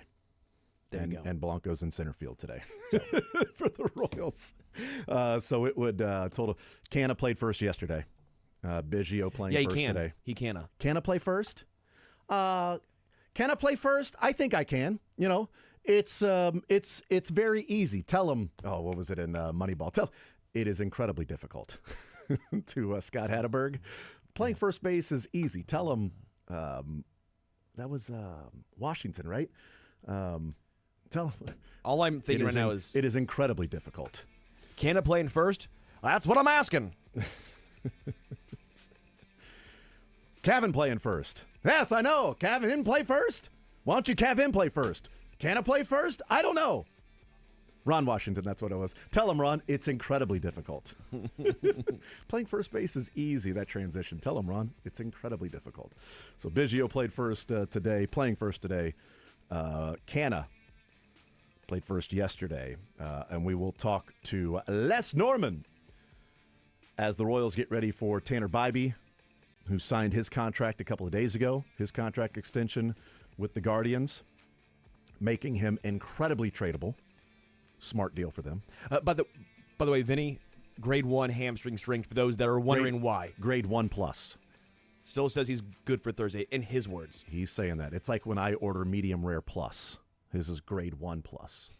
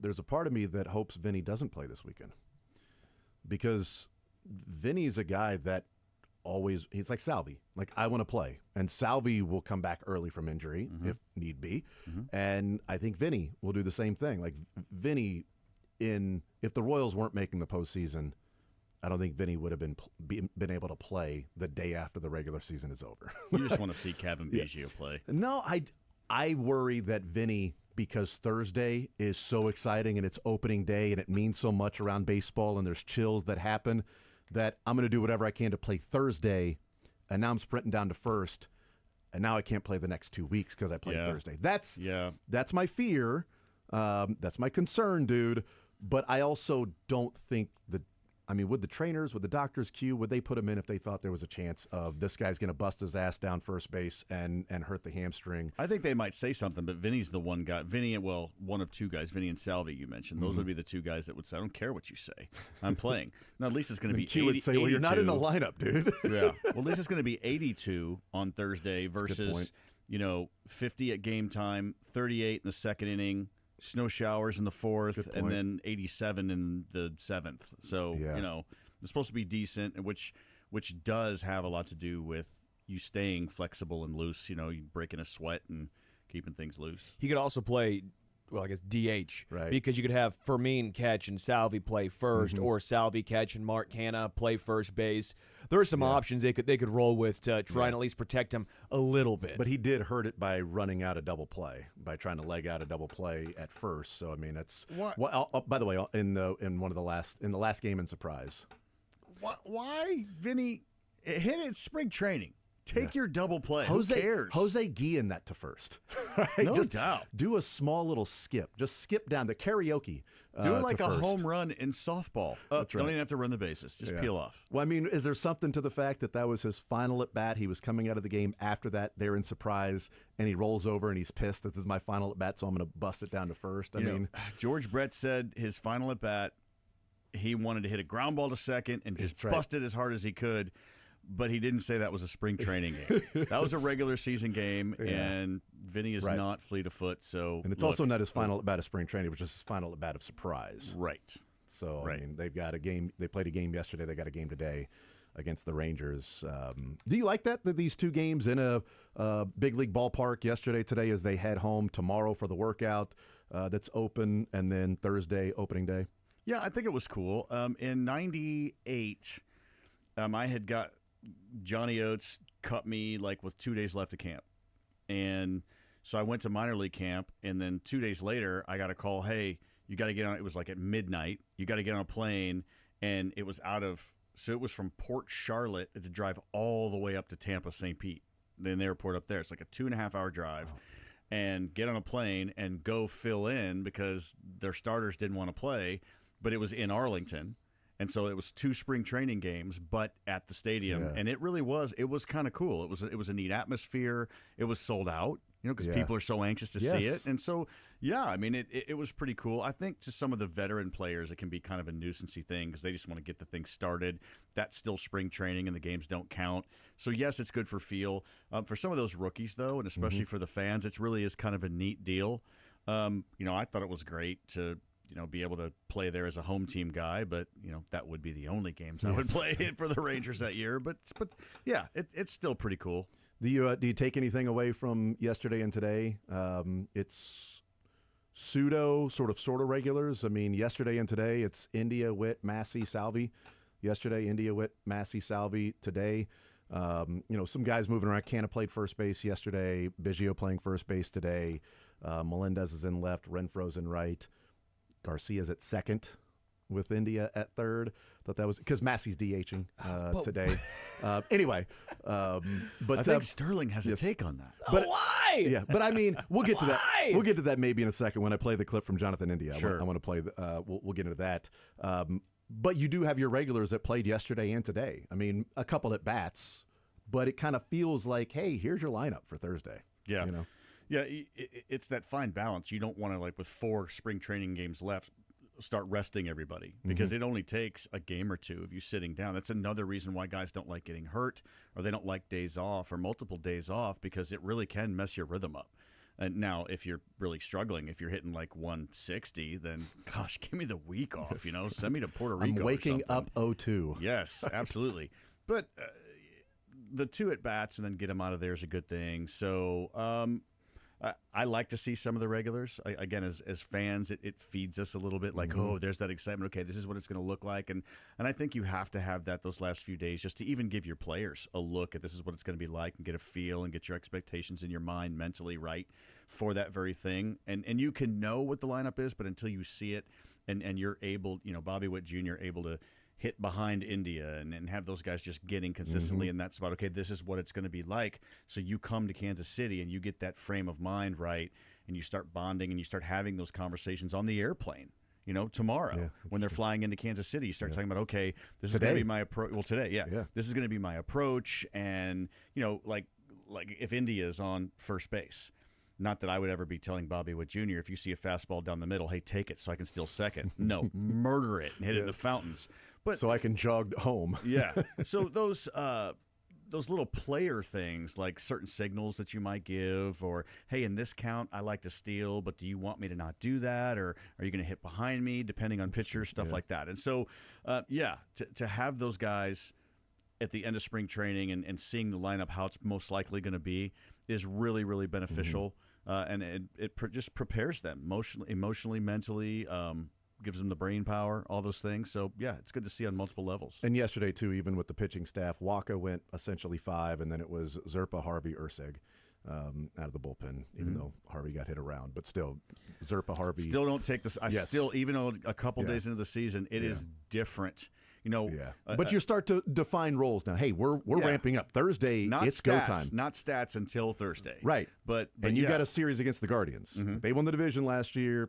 3 games right here. It's you don't want to start out 0-3 because you don't want to be sitting there in August and going, man, if we'd got one of those 3, right? You don't want to be that. So let's ramp up. All right, Urseg, you're pitching the 9th. Harvey going out there for the 8th. Zerpa, you got the 7th.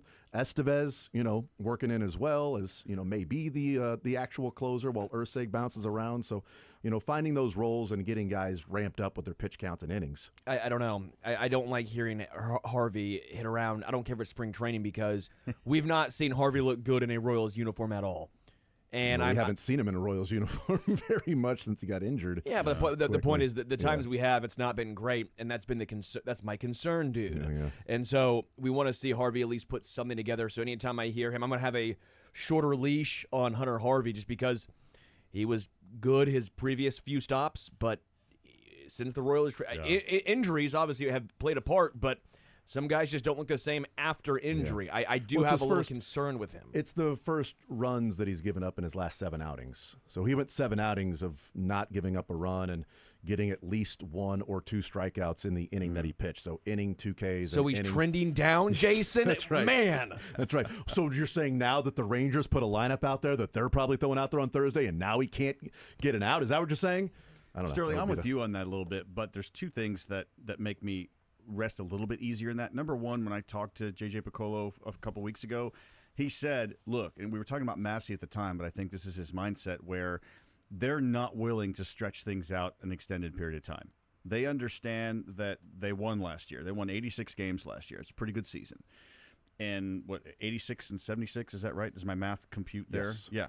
And so I don't think that they're willing this year to wait a long time and stay in experiment mode at the cost of losing games, because as we all know, the one guy in the bullpen that's struggling, it seems like every time, well, today's his day, and then he loses it. Oh, well, we're going to give him more. You got to throw him out there. He's just like riding a bike. You got to get right back out there, and then they get shelled again. I think that the patience is a little bit, it's not a lack of patience, but it's a commitment to winning. So I don't think that if a guy like Hunter Harvey or anybody comes to the regular season and then consistently just has, like you're talking about, that spring and trending downward, I think that they have options this year, so they have that mindset. And we've got pitching options in the minor leagues already, too. I mean, there are some guys that showed out in spring training really well. We've got some prospects that come up. And so you've got 4 or 5 guys, probably bullpen ready, that you can come in and out of that spot if it doesn't work out. So I'll eat these words if all of a sudden we're a month in the season and Hunter Harvey or someone like him has an ERA of 27 and they keep, oh, here we go again. You're sitting at a game and everybody's rolling their eyes. You see the same guy trotting out. So hopefully that won't be the case. Yeah. So as of right now, preseason still, I'm not too concerned about it. But to your point, I will be watching. But I think it's a great point in that they have other guys to go to. Yeah. Like, if Harvey's struggling, okay, well, Urseg and Estevez. If Estevez is struggling, okay, Harvey and Urseg. If Urseg is struggling, okay, you got Harvey and Estevez, etc. Zerpa, what he did last year. They certainly like what they got from Daniel Lynch. Schreiber, instead of being relied upon as being a setup man in the 8th inning for MacArthur or Will Smith at the beginning of last year, it's like, Schreiber, well, now you're like 4th in line of guys that they can go to bring that power and go get an inning late in the game and go get a hold. He's now the Jason Frazier. He's the Ryan Madsen. The year prior, he was the Wade Davis. It was a difference. I mean, everyone gets pushed back, and it was nice seeing Zerpa finally put it together because he even struggled at the beginning of last year as well. No one was pitching well out of the bullpen to start the year. Honestly, once MacArthur gets healthy, I do wonder, in the minors what he can do because they love this stuff that he brought, and some of the underlying numbers of MacArthur still aren't horrible. But it just goes to show you how deep this bullpen has gotten to where they counted on Stratton last year. Now he is the long reliever basically for blowouts. I'm just impressed at the turnaround. Some of the guys themselves, whether it's because some of them was mid-season. Some of the turnaround these guys put together was mid-season. It's just nice having some more guys to rely on and count on instead of hoping and praying every single damn day. Well, you went from Will Smith, Schreiber, Stratton, your guys at the end of the bullpen, to Stratton being a mop-up guy this year. I mean, that's talking about roles changing. I mean, it was Will Smith going into the game in the 9th inning to close out a game, and that certainly wasn't that was suboptimal. Did he ever get picked up by a team last year? I'm not sure. Savannah Bananas, because he can do a backflip. I knew it. Can he? If he can do a backflip, that's amazing. That is a large human being. Colin Saunders can do backflips, man. I mean, you never know. There's some. Colin Saunders is an athlete. Some amazing athleticism. He's out an there. athlete. He is a free agent. He is a free agent. Can he pitch? Colin Saunders? Yeah, can he pitch? Not Will Smith, Colin Saunders. I bet he could. I think he could. I bet Colin Saunders could step up and rope doubles. I bet he would get up there. I bet Colin Saunders would show up to the what was the MVS and now then the Justin Reed and Trey Smith and now the maybe somebody else softball game for charity that they have out at Legends Field. I bet Colin Saunders, like Nick Bolton did, could just step up and just hit tanks. I think he would hit you on purpose and beg you to charge them out. Good call. That would Bolton be fun. raked, dude. All I remember was Bolton just absolutely just raked. Crushed him. Yeah, and then like the natural ability of like Luis Rizamet when that was a story last year at this time. It's like the guy's never played baseball, and he gets up there and he just starts spraying the ball all over the field. Home run derbies, he's crushing me. He's like, I've never played before. I'm like, he's sprinting around the bases. I'm like, this freaking guy's just natural at a lot of things. He played rugby, then he goes and plays American football, and it's like, well, let me try my hand in baseball. This is hard for you guys?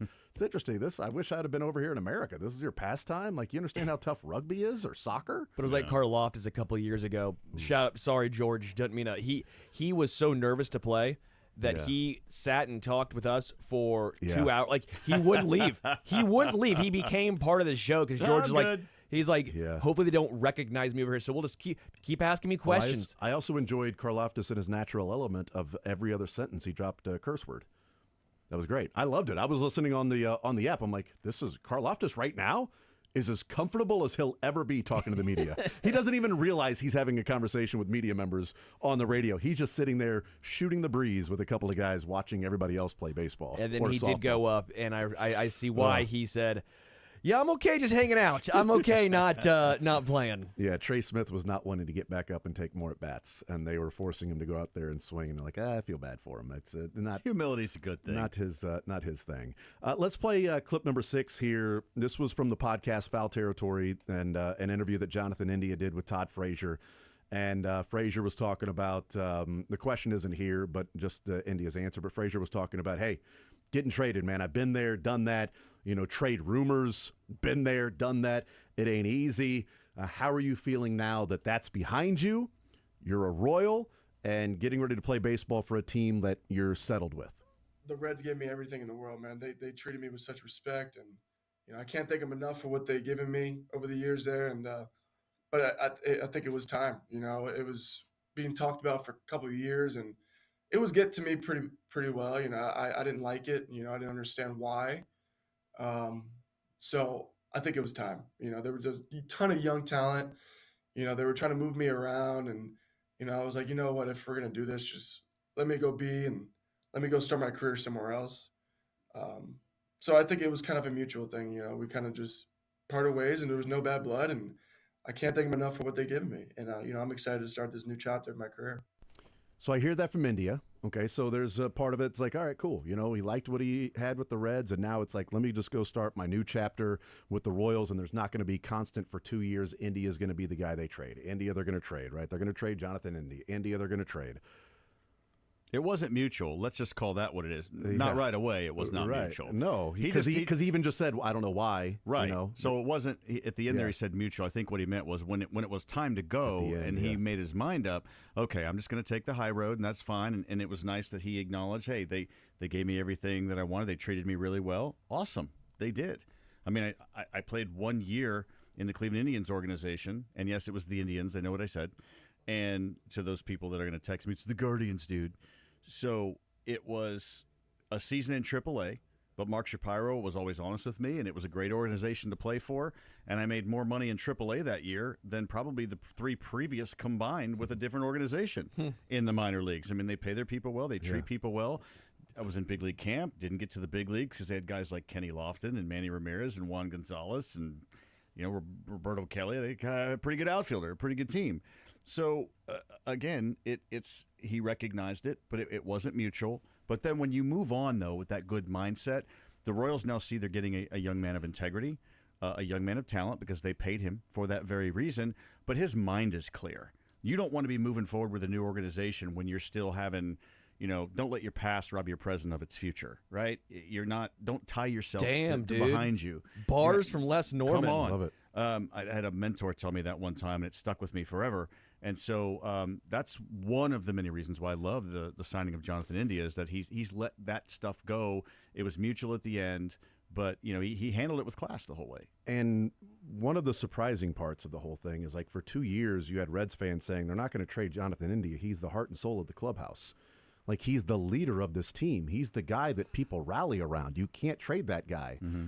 So the fact that the Royals acquired that guy, that Reds players were like, we're not going to lose that guy, and even talked about coming in and saying, as a younger guy being viewed as had to be the leader, that was a little difficult. But now I get here and there's Bobby and there's Salvi, and I can just sort of join the leadership group. I mean, if he was already that guy in Cincinnati and now he's joining this, it makes it even better in that trade. But I want to play this clip because this also, it was sort of a passing comment by him in that answer there. It was a passing comment, and I do find it of interest because of his role with the Royals now. He was talking about what the Reds were doing and there at the end, and what was going on with him on the field. This answer that we just played, but this little part sort of stood out to me. They were trying to move me around, and I was like, you know what? If we're gonna do this, just let me go be and let me go start my career somewhere else. So I think that stood out to me as they were trying to move me around, and then he comes to the Royals and they're going, hey, left field, third base, second base, we're going to move you around to different places. And he was like, just let me go be. They were trying to move me around, just let me go be. Now, was he talking about move me around as in like trading and I just want to go somewhere, or they were moving me around because he started playing different positions? I think once that's it. McLean came up and it was like, yeah, that's not your spot anymore. We need to find another spot for you or another team for you. And then he comes to the Royals, and they're like, hey, dude, we're going to move you around. Well, there's a difference, though, because with the Reds, at the beginning of his career, you're this guy. Yeah. You knew it. You were the second baseman. And so in your mindset, this is where you're at. And then they don't tell you. They just start doing it, and they're doing it not because you're still the man. They're doing it because they're trying to fill in other things, and you start to get the feeling like, well, maybe I'm not as valuable to this organization as they let in. Whereas when the Royals got him, say, hey, number one, yeah, we're going to move you around. You're going to play some second base, but you can also play some third base and maybe some outfield. That may have been the same, but they told him from the beginning. And number two, if that is any kind of negative mentally or emotionally for Jonathan India, they still told him, you are our leadoff guy, and you are the guy that we feel like can protect our multi-quadrillion-dollar superstar shortstop. And so, you're leading off on a big league team. We have that faith in you. We think you're a man of character. Yes, you're going to play different spots, but that is a role in and of itself. It's not 3 or 4 different roles. That is your role, and that's a pretty big deal. And not to mention, you're there to protect arguably the best player in Major League Baseball. You are that guy. And so you let him know from the beginning, and you define his roles. I mean, if you think about it, in any job that you have, whether it's as a professional athlete or anything, you have a job, you're hired, but you don't have a job description. You start floating around. You start wondering what your purpose is. Mm-hmm. And when that role is not defined specifically, you start to have doubts, or you start to maybe not believe or question what people say when they start tickling your ears a little bit, but everything around you bodes differently. You see it differently. And so I think with the Royals and getting him, they define those specifically. They're big enough roles that you can have confidence in who you are. They paid him for that. And so, that's where I think it's the different thing. Moving around with the Reds was, I didn't see this coming, and you haven't talked to me about it. With the Royals, yes, we're going to do that, but there's a reason behind it. And because the Royals are winning. You're getting moved around on a 60-win team, 70-win team, versus, hey, we're in the ALDS. That's a great point. Little different. And by the way, I do wonder, my thoughts on this, because I said let him and leave him be. Is he going to be the third baseman? Is moving Michael Garcia to second base, is this alluding to, okay, India is our third baseman. He's playing third base today. He's our third baseman. Massey's our second baseman. Garcia's our super sub. Garcia's playing second base today. Well, but is Massey's DHing there, right? Or is he out? Yeah, Massey's DHing, but I just think it's interesting. Massey's DHing, and you've got India and Michael Garcia, and you've got Garcia at second and India at third. But to your point, this is to my point. I think India, and maybe I'm wrong, but India might just be the third baseman. They may just leave him at third. We've talked about second base and left field, but we've also talked about how in some of the minors as well as all of college, he was a third baseman. He was drafted as a third baseman. And then he got called up to the majors. He was a second baseman. Mm-hmm. They might just leave him at third. I've been saying this for the entire time. Leave him at third. Don't move him around. Move Garcia around. I don't care about Garcia's bat. I get the thought process of Garcia's defense at third base. I get it. But whatever his defense is at third, I don't want it to take away, and it's not going to be a benefactor compared to what India's bat can do if he's in his dome trying to move around and learn all these different spots. I think India might just be the third baseman now. I do wonder, too, like, to your point, that, coming over to the Royals, unless you were talking about defined roles. And while you might be moving around, but it is a defined role that you're going to be playing some second, some third. So we're going to put you out in the outfield, where his defined role was second base. And I wonder if you're India, you're like, hold on, I'm doing everything I've done here. I'm the leader of this clubhouse, and you're bringing up the 23-year-old rookie to move me off my spot? Why don't you move him? Yeah. Why are you having the rookie play second base and I got to move for this guy? Hold on. Am I the leader of this or not? Like, whoever the better player of the future of your organization is probably should be the guy you keep there, and clearly they viewed Matt McClain as that, and they did not view Jonathan India as their future second baseman, which was my frustration with the Royals moving Bobby Witt to third because Adalberto Mondesi was at short. Like, no. Bobby Witt's the future of this. Couldn't have gone a season without that name. Bobby Witt's the future of this organization. Move Mondesi. Put Bobby Witt at short. Leave him alone. Because if you'd have moved Mondesi, he would have pulled his hamstring. That's a good point. Yeah. Well, while he was moving to a different position, he didn't have to do it playing. Yeah. But the Reds were like, we're not moving Matt McClain because we feel like he's going to be a higher ceiling, and India is going to give us the leverage to trade and get something back. Benefit Kansas City. Yeah. Where the Royals were, let's move Bobby Witt because Mondesi, he's at shortstop. Yeah. And imagine what we would have with Witt at third. What if he could play out? Should we try Bobby Witt in center? Let's try him in center. Like, just leave him alone, dude. And they did, finally. But India, he'll play some. Yesterday he played left field. Today he's playing third base. I don't know what Thursday will look like. I know he'll be batting first. That's the one thing you know for a fact, is that India in the lineup, he's in the one spot. Where's he going to be in the field? I don't know. but I'm not sure it really even matters, because I feel like India is getting some outfield reps because they are going to have a very quick trigger finger on the bat of MJ Melendez. That's why. You just put a guy that can be a really good athlete out there. And look, at the end of your career, is Jonathan India going to make $100 million or more in his career? Probably yes. So does it really matter if you did some in left field and some at third and second base? I mean, it's a crazy thing. You're in a starting lineup in a big league team. You're helping a winning organization win. You're of high value. And so, you know what? Just go play there because you're still the leadoff hitter and you're still going to come into a team that you didn't start with, but you're going to be considered one of the leaders of that team. That's how highly they think of you. So I just feel like it doesn't matter so much. And you got a chance to make the playoffs for the first time in your career. Absolutely. I'll say it right now. India's going to be the third. I'll say it. India, third base, opening day. Okay. Bring it. Is that the Sterling stamp? That's my Sterling stamp was 0 for 1 I was going to say, the past week. We're less than a week removed from your very, very definitive Sterling stamp of what was going to happen on a Thursday, by the way. On a Thursday. Okay. So we're aware. This Thursday, Sterling stamp, Jonathan India, leadoff, starting at third base. Stamp. All right. We'll take a timeout. We'll come back. Matt Quattrero was on with Jim Rome yesterday and talked about what last year can do for this year. We'll get Les Norman's thoughts on what he thinks the Royals will do this year. 86 wins last year. Do they improve upon that? Do they win the division? What do they do in the postseason? Do they get there? X factors for this team. We'll talk with Les Norman about that as we're a couple of days away from the season getting underway, and we continue breaking the norm with Les Norman, presented by TruckMovers.com and First Federal Bank of Kansas City. More Zone next.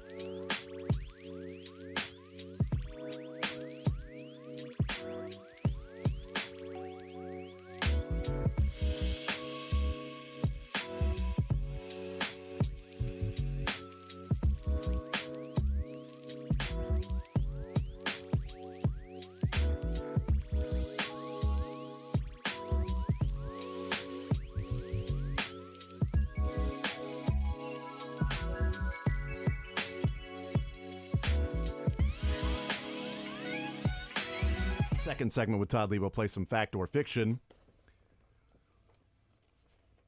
We are breaking the norm with Les Norman, presented by truckmovers.com and First Federal Bank of Kansas City. I was listening to the music a little bit. I thought you were waiting for me to say fact. I was looking. Jamming. Well, that is, a little miscommunication there. There's still a promise from last year that you two have yet to fulfill. What's the promise? The promise was that at some time I was going to get to join a fact or fiction. Hey, I didn't promise that. You were both sitting here. I didn't say anything. You did promise it.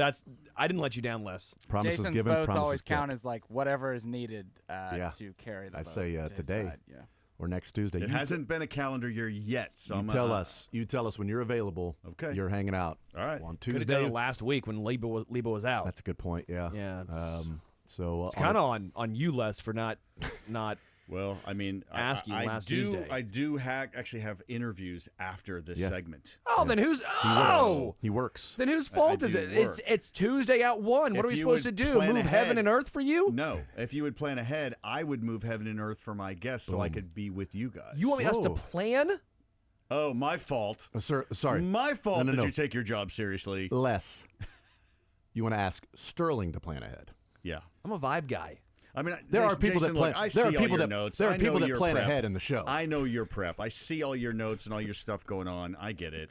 Hey, Sterling just has his laptop. Well, hey, I got a working document that has been going around for years now. It's a working doc. I hope perpetually working. Most docs are working. You know, somebody needs to. In a serious note, somebody needs to be working and figuring out what's going on with Mookie Betts. That doc. That needs to happen there. By the way, let's go there. I want to hear from Matt Couture in a little bit, but here's Mookie Betts. This was yesterday as they had some press conferences getting ready for the Dodgers' second opening day of the season. Mookie Betts giving an update on what the last couple of weeks of his life have been like. 2 days before Tokyo, didn't get to play the last game, so got on the plane. I thought I was at least give myself a couple of days to kind of heal, and then the plane ride was brutal. That was one of the worst plane rides I ever had. Got there and got one workout in, and that was a really bad trip in Tokyo. So I came back, another bad plane ride. I mean, it hasn't been anything, very encouraging, but it is what it is. Last year, Mookie Betts played at 180. He currently weighs 155, and he's 2 weeks in running and not being able to eat solid foods or work out. And the doctors apparently don't know what's going on, than he has a viral infection of some sort. Yeah. It's awful because, obviously you want to know what is going on with his body as to why he's on a liquid diet for 2 weeks and why he's dropped 25 pounds. The guy weighs 180 and dropped 25 pounds.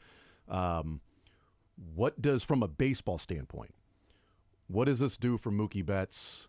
The Dodgers are still going to win the World Series, but what does it do for Mookie Betts in that even when he, I guess, kicks this, hopefully soon gets over this and gets back to being someone that can eat solid food and work out, how long do you think it'll take Mookie to get back into baseball shape and to put, maybe the 25 pounds will be easier to put back on if it was already there before sickness, but what do you think of the road ahead after Mookie Betts figures out and kicks whatever viral infection is going on right now? Well, when you're that sick and you're that weak, I mean, you can't just automatically just eat garbage and just pound the weight back on. I mean, it takes some time, and some of it you just got to put some weight back on to put weight back on, but you still got to eat healthy. You got to build your core up. You got to get at bats. You got to get timing. You got to get your strength back up in your core to be able to swing. You got to get your throw reps.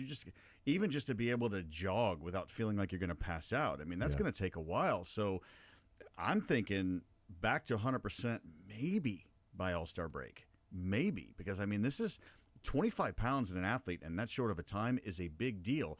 And not to mention, you weigh 155 pounds, but your body is lacking so many nutrients, so many important nutrients just to even be healthy, to even function on a daily basis. And so you don't think the same. It's not even just your body. And then what toll is it taking on him emotionally? Not knowing. Not knowing what's going on. Am I going to be okay? I mean, forget baseball. They're the best doctors in the world because he's one of the most highest paid athletes in the world. So you have that at your disposal, and they don't know what's going on. I mean, it's a scary time for him. Forget baseball. Think about life. It's just a scary time. And so, it'll probably take him a long time, unless within the next few days they can find out and he can start eating solid food again. Okay, maybe June. But even so, it's still the road is going to be long. Even with a gifted athlete like Mookie Betts, it's going to be a long road. Just scary that out of nowhere, all of a sudden, you come down with this. And we talked last week about Gavin Cross and the Rocky Mountain fever, but that was from a tick. Like they knew what was happening. Like this guy's sick. Let's figure. Okay, there you go. He had a tick. It was Rocky Mountain fever. Now we got to go and address this. And that took 6, 7, 8 months off his development. From having to recover from that. When mentally you can start getting a plan together, and it gets your mind on the right track. And when your mind and body start syncing together, even in bad days, you can weather that storm a little bit because you have a plan. I mean, maybe not Sterling because he doesn't plan, but vibes guy. I'm a vibes guy. Why plan? I mean, vibes guy. The vibes were good last year with the Royals. Even at the end when they were struggling. They got into the postseason. Nobody backs their way into the postseason. We had that conversation last year. That's absurd. But Matt Quattrero was on with Jim Rome yesterday, and Jim Rome asked him about what Sterling. Jim Rome asked him about what last year's experience of playing the Yankees can do for this team this year. Jim, go ahead. Q, what did last year do for you? Playing the Yanks? I think we learned a lot. I think our guys really, really believed in themselves going into that series, which made it even tougher to lose because, we got a lot of those texts and phone calls, like consolation calls, like, oh, you guys did great, but our guys were disappointed. And personally, I handled it pretty badly. Just didn't want to deal with the fact that we did lose in that round. And I think our guys took out of that we belong there. Now we have to earn it. We have to prove it again and get back to that spot. And that's what the good teams do. But overall, I think the experience of going through that for a lot of our guys for the first time, it's going to pay huge dividends. It's a great call, Q. Rack 'em. Q brought to you by Old Trapper. What's your beef? Visiting with Les Norman here on Sports Radio 810 WHB as we're hanging out. All right, so what do you take from that from Matt Quattrero saying the biggest thing for his team is they went through that series and said, we belong. Like, there's not a question of, hey, this is cool. So, we're showing everybody that we can be good too. Like, no, the games were close. You were there. And coming into the offseason, like, their takeaway from that is you guys belong. Let's go prove it. They should have won that series. I mean, let's say what it is. They should have beat the Yankees. And so every game was close. They could have won every game and swept them. They could have been in the World Series. And so if you can't see that in front of you, then you're playing with the wrong mindset, let alone what you should be thinking coming into the season.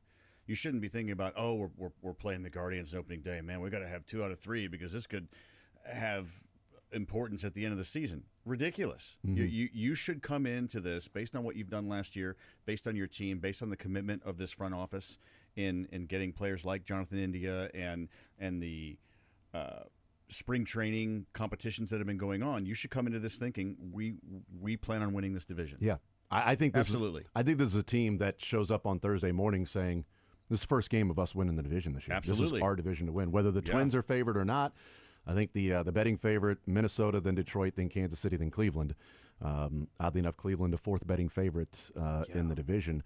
Surprised the White Sox weren't higher on that. But Twins the betting favorite this year. But I don't think there's any doubt that all 26 men in that clubhouse are looking at each other going, "We're winning the division this year. This is our division." Tell our 5 starters that. Yeah, right. Yeah, tell the rotation that. Yep, and see what happens. Yeah, when they're consistently shoving it. Any concerns on playing tight? Because it felt like they played tight at the end of the year where they limped into the playoffs. They beat Baltimore, obviously, but Baltimore looked like they were somehow playing even tighter than Kansas City. It wasn't like the Royals pitchers were great, but the batters and hitters were struggling. Yeah. Obviously against the Yankees, too, you mentioned they were in every single game, but they kind of choked a couple of them away.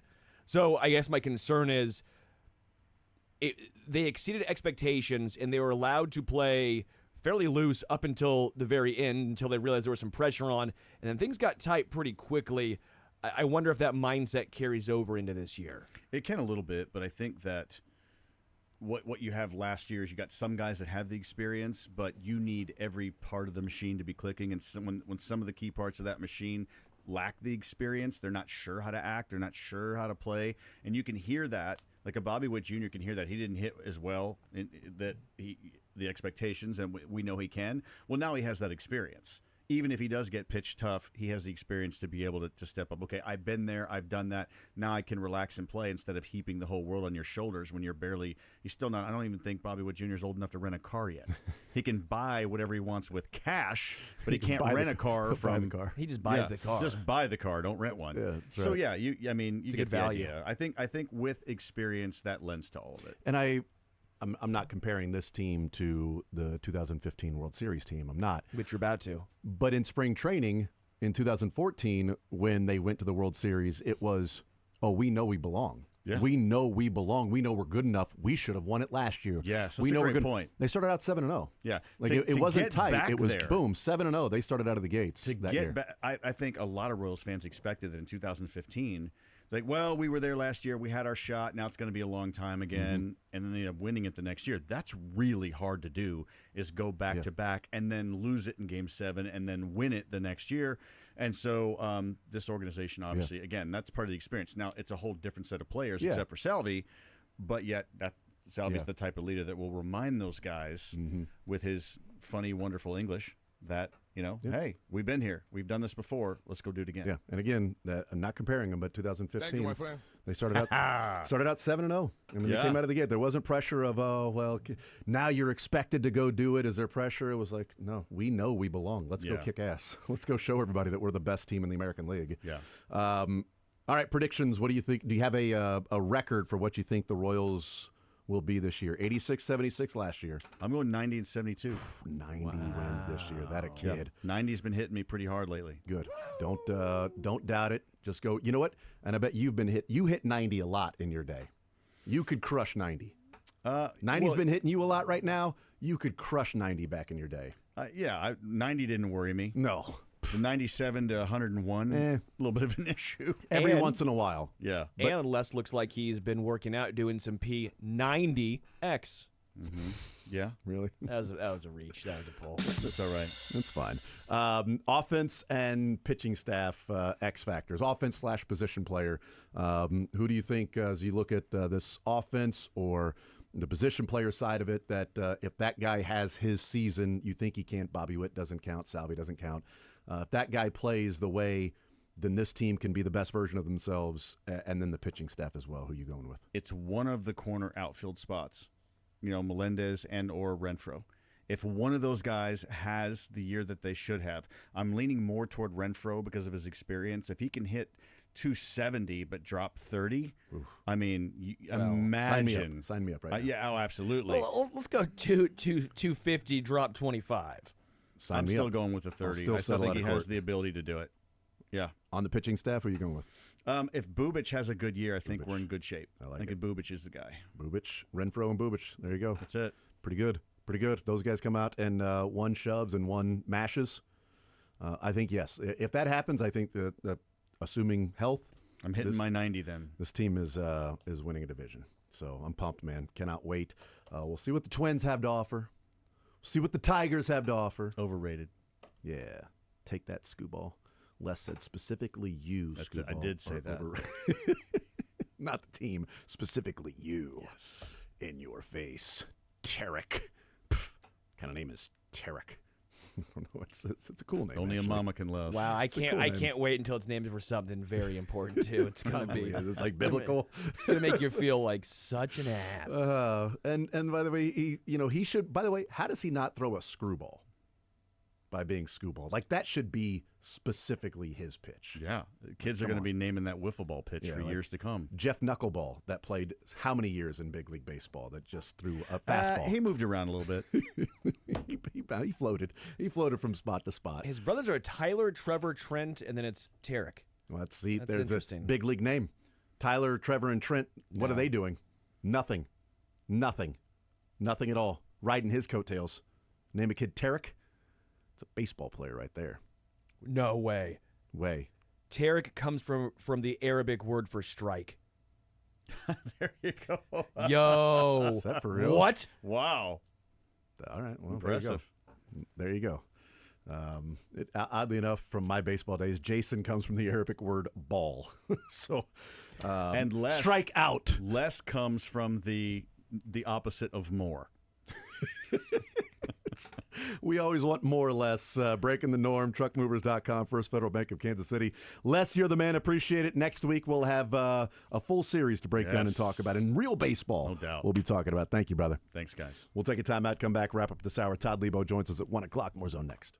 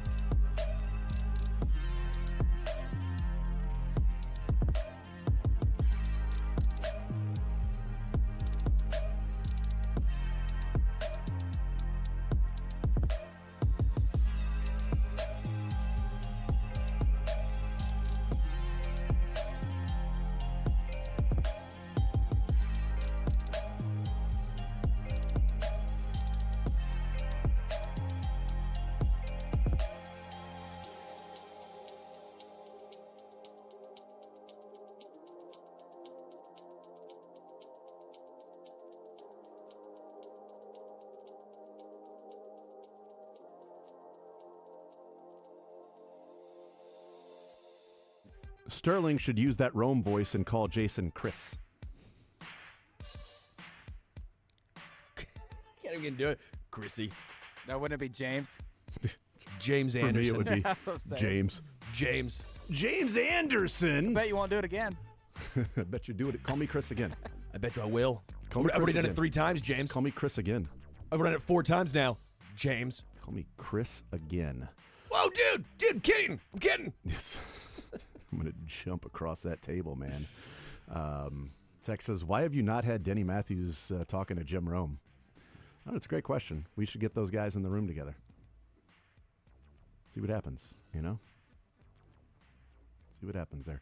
Coming up tonight on Sports Radio 810. Ding, ding. Ding, ding. That's right. Denny. What a great game. Welcome to the jungle. Thanks, Romy. Ding, ding. Thanks, Romer. They call you Romer, Romy. You know, if you played hockey, you'd be Romer. You play baseball, you'd be Romy. If you talk on the air, you're just Rome.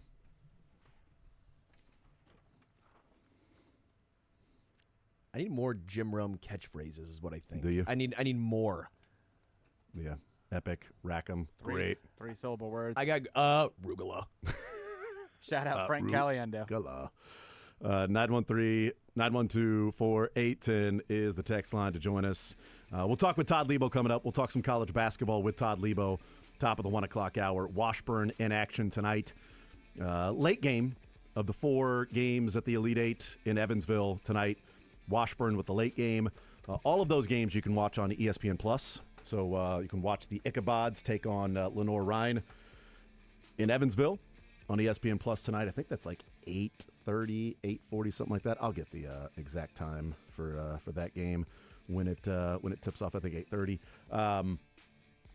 And then the NAIA National Championship is right here on Sports Radio 810 WHB. Pregame 6:45.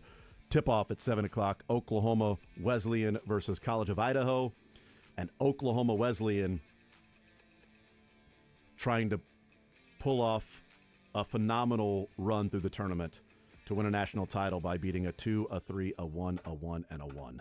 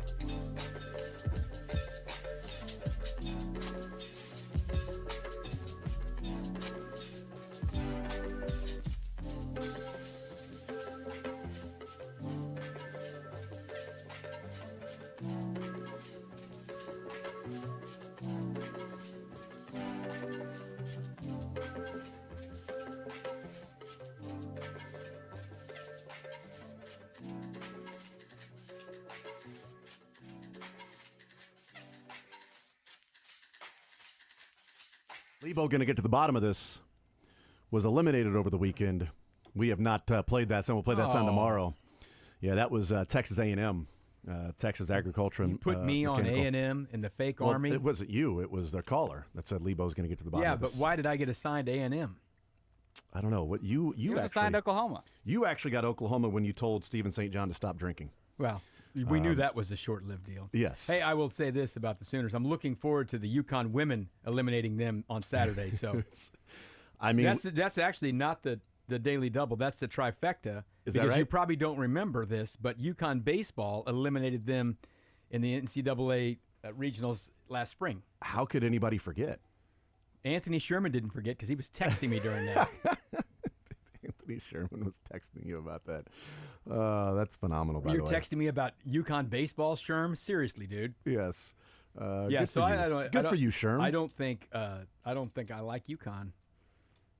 UConn women still playing. So yeah, they're going to beat Oklahoma Saturday. they got that going for them. Because Oklahoma's very good, but there is still a big difference between very good and elite in college basketball on the women's side. And Kansas State will be playing USC without Juju Watkins now with that injury last night. Who apparently still scored 90 points. She played 5 minutes. They got a lot to them besides just There's her. a lot, but yes. if They you're still if won you're- by 37 if over you're Mississippi asking, State. Would you rather have her on the team or not? The choice would be, I'd probably rather not have her on the team. Yes, right, if you're Kansas State. Yeah. We talked about it in the first hour about the impact of Juju Watkins' injury and social media, how terrible it continues to be, and Chandler Prater local kid, North Kansas City High School, went to KU for a couple of years before transferring and played for Mississippi State. She was the one that contacted Juju on the fast break. An incredibly generic, benign college basketball play in general. It happens. That then, she was booed the rest of the game. People were, tweeting out her Instagram, and there were plenty of people going to her Instagram to tell her what they thought of her. People were going to Mississippi State's Instagram that had tagged her in some of the photos and everything to let her know what they think of her and what she could do because she was playing defense on Juju. People are the best. Aren't they, though? Well, Lebo, I would think you're the best, but you brought in some pudding and didn't bring a pudding cup for all of us, and I'm quite frankly a little... With the pudding in the pudding cup. Wait till I show you. Need Nate to do the Bill Cosby impression. Oh, that is disgusting. This isn't chocolate pudding. What is that? Churro flavored. Oh, I like churros. It's actually pretty good. It's exotic. Kind of gross looking. That is one of the grossest looking items of edible foods. That was Mookie's lunch right there. It's actually what he is eating today. So it comes out of Mookie. Well, last week I had a particularly bland looking churro pudding, chicken chunks, and some sort of yellow mangoes that Bethany had back there, and I took a picture of this bland plate of food, and I sent it to my family, and my daughter said, that doesn't even look legal. It doesn't look like food. But it all tasted good, but it wasn't. That is baby food. It does look like baby food when it's churro colored. And why do babies like you, Lebo? Because I look like a baby. So I'm kind of convinced that Levo is actually turning back now that he's into a baby on his health I just kick. ate He's some so fine young. buffalo chicken with spicy pepper jack cheese on. Ain't no baby wants that. We never eat fast food anymore because of Guaranteed Foods. Yeah. We never eat fast food. So it was a while ago that we went to McDonald's for the kids or whatever, and we go through the drive-thru. We get home. My wife's burger doesn't have a patty on it. Oh, no patty. It's just buns and condiments and pickles and onions. Got some. That's it. Those little onion flakes. Right. Pickles. So last night, we're like, it's been a long time. Her parents coming into town. We're going to have a big dinner tonight with Guaranteed Foods, all this other stuff we're planning. We're like, you know what? We've been cleaning most of the day. The kids have been cleaning. They've been awesome. Let's go to McDonald's. Mm-hmm. We get back home. No burger on my wife's bun. What is the no deal? patty again. That seems the last two impossible. times, like months apart. Seems targeted. Right. It really yes. We could. Like, oh, here they come again. And Don't she joked put around. She the was patty like, on it. she was like, as long as there's a patty on my And then burger, I'll I be really okay. don't. Yeah. She hopes. She's like, oh. Did you get all the way home before you opened it again? Oh yeah, we got all the way She still home. trusted. Yeah, we got all the way home. I think I'd be unwrapping. It's been a long time. Yeah. I mean, I'd it's be like, unwrapping them. We are now. But I don't know if we'll go to that one again. It's 135th and Quivira. How about put some burgers on your on your actual buns there? Well, did she have a weird order? Does she have like no patty? No, maybe I don't know what her order is. No, it was the I guess they do the I don't know. She didn't say skip the whatever. It was just she just ordered it regular. 86 the meat. Yeah. No, it was like they have like the nuggets and burger combo right now together. So she got that. You know, gets home and apparently there was no burger. I've seen there. people order, like I've been to McDonald's with Petro on the road, and he'll order something without the bun. You know, just. But I've never heard anyone go without the burger. Yeah, I'm going full carb. Yeah, right. I'm carb loading, baby. Going the exact opposite. I'm doing a carb diet. Carb loading. I got a. Can you get got to a Big marathon Mac? coming Because up. I want the 3 buns. Yes. With no that's meat. Why, and that's why we do the cheeseburgers. Onion, no lettuce. Real story. Yes. You know what? Next time I make the cheeseburgers, probably in the next couple of nights, maybe Thursday for dinner, cheeseburgers and hot dogs from Guaranteed Foods at the house. No bun for her, or no burger. I'm gonna make hers, and then like, oh, sorry, babe, what happened? I thought you don't you typically order it this way? This is how you get them. We went to maybe the first or second time right there. we ever went over here when Five Guys was over here, right? Yeah, that's right. Yeah. And they had a lot of things you could put on your burger, a lot. And Danny, this won't shock you. He went in there and he said, I just want all of those things with no patty. He got this burger with the lettuce, tomato, the jalapenos, the everything, no patty. He wanted it that way. Now, there was a lot of things on that. He wanted it with just the buns? The bun? The bun and all of the things that you could put on it with no patty, which is how Kaylin's ordering these. Apparently. Yes. But there's more stuff Danny's on that. like, where did you get that from? I need to go there and eat. It looked like a real legit sandwich, though, because there's a lot of things. Yeah. a little McDonald's burger with no bun. And there wasn't much there. It's pretty sad. The buns are touching on that. It's pretty sad. So, yes, very much looking forward to tonight's big old meal with the family coming into town. The only issue is, too, you can't go back to that McDonald's and say that, like, hey, can you make sure that we do get the patties I think you kind of have to. Well, no, I'm saying if you say that, you're going to irritate whoever's on the other side of that. Burger and really? spit. Yes, right. Yeah. But it's like, really, can you really go back and it's like, hey, there wasn't a burger on this? Like, really? I mean, you drove all the way home, you came back, and I'm supposed to trust you that now you want this free food? Like, you know what? Don't worry about it. Here, you can just eat the nuggets. Just cut my patty in half. Now I got an eighth pounder. Pre-cooked. Just didn't have a quarter pounder. Pre-cooked. That's pre-cooked. That's pre-cooked meat. Pre-cooked weight. Eighth pounder. Pounder. There. But yeah, social media sucks, and I feel bad for Chandler. How do we get there? I feel bad for Chandler Prater in that local kid, North Kansas City. Well, you don't want to be involved in that play anyway. Right. And the locker room is open in the NCAA tournament. Sure. And the media went in there, and the SID from Mississippi State, they were asking, where's Chandler? And she said she's not coming in. She's not doing well. Mm-hmm. That's her last game ever. Right. And she's getting booed when she touches the ball at USC for playing defense on a fast break. Right. It sucks, man. So I feel bad for her, and I don't feel bad for the USC fans that are terrible. Well, but and Kansas State, we'll see what happens on the 29th. It's one thing to boo in a game. Mm-hmm. I get it. But any kid, grown up, whatever, who reaches out via social media to a college athlete or a pro athlete, honestly, for that matter, and really gives them the business, just settle down. Or a radio host, even, some say. Well, no, that's I don't think Chandler Prater is making the money that some of the men are making and on it's the still college wrong side. There. Yes, and it's still wrong. I mean, they're running the PSAs now during the tournament. Yes, we hear it on the radio as well. So that was last night. Tonight, NAIA going on. Washburn in action against Lenore Ryan. 8:30. My dad is so excited for the Bods. Let's keep the MIAA dominating Lenore Ryan in these championships or these postseasons, since Northwest, demolished Lenore Ryan 10 years ago in the football national championship. Washburn, let's roll over Lenore Ryan. Let's go. The Fighting Brett Ballards, also called the Ichabods, whatever you want to go with. Either way. I'm fine with that. Why do you guys hate Leanne Rhymes? I don't like those songs. Friend of the show, Brett Ballard. That's exactly right. We know where our allegiances Friend of the show, Brett Ballard. We'll be watching that game tonight, 8:30 on ESPN Plus, so you can go and watch that. And then the NAIA National Championship right here on Sports Radio 810. Oklahoma Wesleyan trying to pull off an amazing Cinderella run. A 7 seed in their region. They won their matchup in the first round. Then they knock off a 2. They knock off a 3. They knock off the 1. They knock off a 1.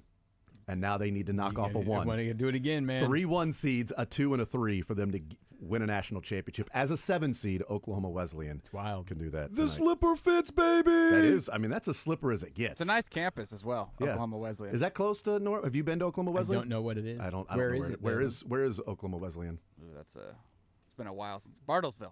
Oh yeah. Bartlesville. It's over by. I think that's Rob Manning knows aunt, all about that. That's really? his side of the state. Yep. My aunt, they lived in Bartlesville for a long time. Get her on the phone, see what she thinks about Oklahoma Wesleyan. Rob Manning's from Bartlesville, right? Yeah. Aunt Lucinda. I've been to Bartlesville. I was a child. I was a tyke, but you should. Now you've got a connection to Wesleyan. You should go out there tonight and watch the game. I can't remember this guy's name. One of these dudes who we hung out with, one of my buddy's roommates. He was from Bartlesville. Not a great. You don't remember his name. Not a very good story, is it? I think that guy may be a doctor. I'll tell you what, the kid that I believe Andrew Orr at Washburn went to Blue Valley North, right around the corner here. He's the one that's got to guard the 7-2 player for Lenore Ryan, and Andrew Orr is 6'8". He's got a task. He's got a task in front of him tonight to limit their 7-2 player for Lenore Ryan. Do we know the graduation rate for Oklahoma Wesleyan? 99.8. Probably more like 60. That's what most colleges are. 39%. It's tough, baby. That is a hard campus. Yeah, or you go there, you just go, you don't finish. Yeah, you just go there. It's like, I'm going to go to Wesleyan for a little bit and then transfer somewhere else. The graduation rates at most schools are not great. Yeah, but the acceptance rate is only 52%. No, they don't let everyone in. So it's a tough school. It was it's like the Harvard of Oklahoma. Remember when it was University of Cincinnati with Bob Huggins? Like, their graduation rate is so low. Like, what's the graduation rate now with all these transfers? And graduation rate was so dumb because you had to start there and end there. Athletes, right? That's the whole thing, baby. Yeah, you have to start there and end there. Yeah. How many people did you know when you went to school you met as a freshman who didn't graduate from college? Tons. Especially at the school. Like I started at Missouri Western. Yeah, so just, the graduation rate from Missouri Western. brought it down. Ha, screwed you, Mo West. Nice graduation rate. I just did that on purpose. Yeah. But that's, I mean, it's just, listen, it's a lot of people go try college and they don't make it all the way through. Yeah. One of my best friends in life went to college for a semester. Wasn't for him. Came back, worked jobs, and now he runs 3 factories. He's killing it. Like, messed all right, up the graduation rate though, didn't he? That's right. But you know what? Found out what worked for him, and and incredibly successful in life. So we're rooting for the Wesleyans over the College of Idaho. I'm Team Wesleyan. Although Sorry, Jason Idaho. did say he hates potatoes, and that's a big reason. I like. why. Well, it's the carbs. It's the carbs. That's the problem. Caitlin only eats potatoes and bread. Yes, she had That's all she had buns and fries last She night. likes those potato buns. Buns and fries. Double that's it all up. she They had. double it up. Potato buns. Yeah, St. John's going to be down there doing That's right. the ceremonial stuff. Yeah, So. the game ball trophies and everything from Stephen St. John. Boots on the ground. So yeah, we'll see what. Hopefully, it's just a great game. Yeah. I mean, I just hope both teams have It's a great fun. story. I'd like them both to have fun. Yeah.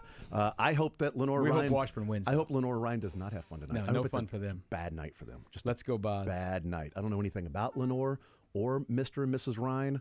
Don't care. We know about Ichabod Washburn. I know That's all about, we care about. Washburn. I know about the local Kansas City kids, and I know about Brett Ballard. That's Ballard's what I know going to about make him. the other team sing ballads when they're done because it's All right, going to you're be a done with sad that. song. Okay, Yeah. so You- anyway, you've tried a few times So about today. that, yep, It's getting worse. it has been an attempt. It continues to be an attempt for you. So yeah, Fact. Todd, where do you stand on the? Is it anomaly? Are we heading for a trend? In the last 2 years being chalkier than any other tournament in the Sweet 16 dating back to 2015 except one. Only one tournament was chalkier than the last 2 years for the tournament. Is this a trend with NIL portal?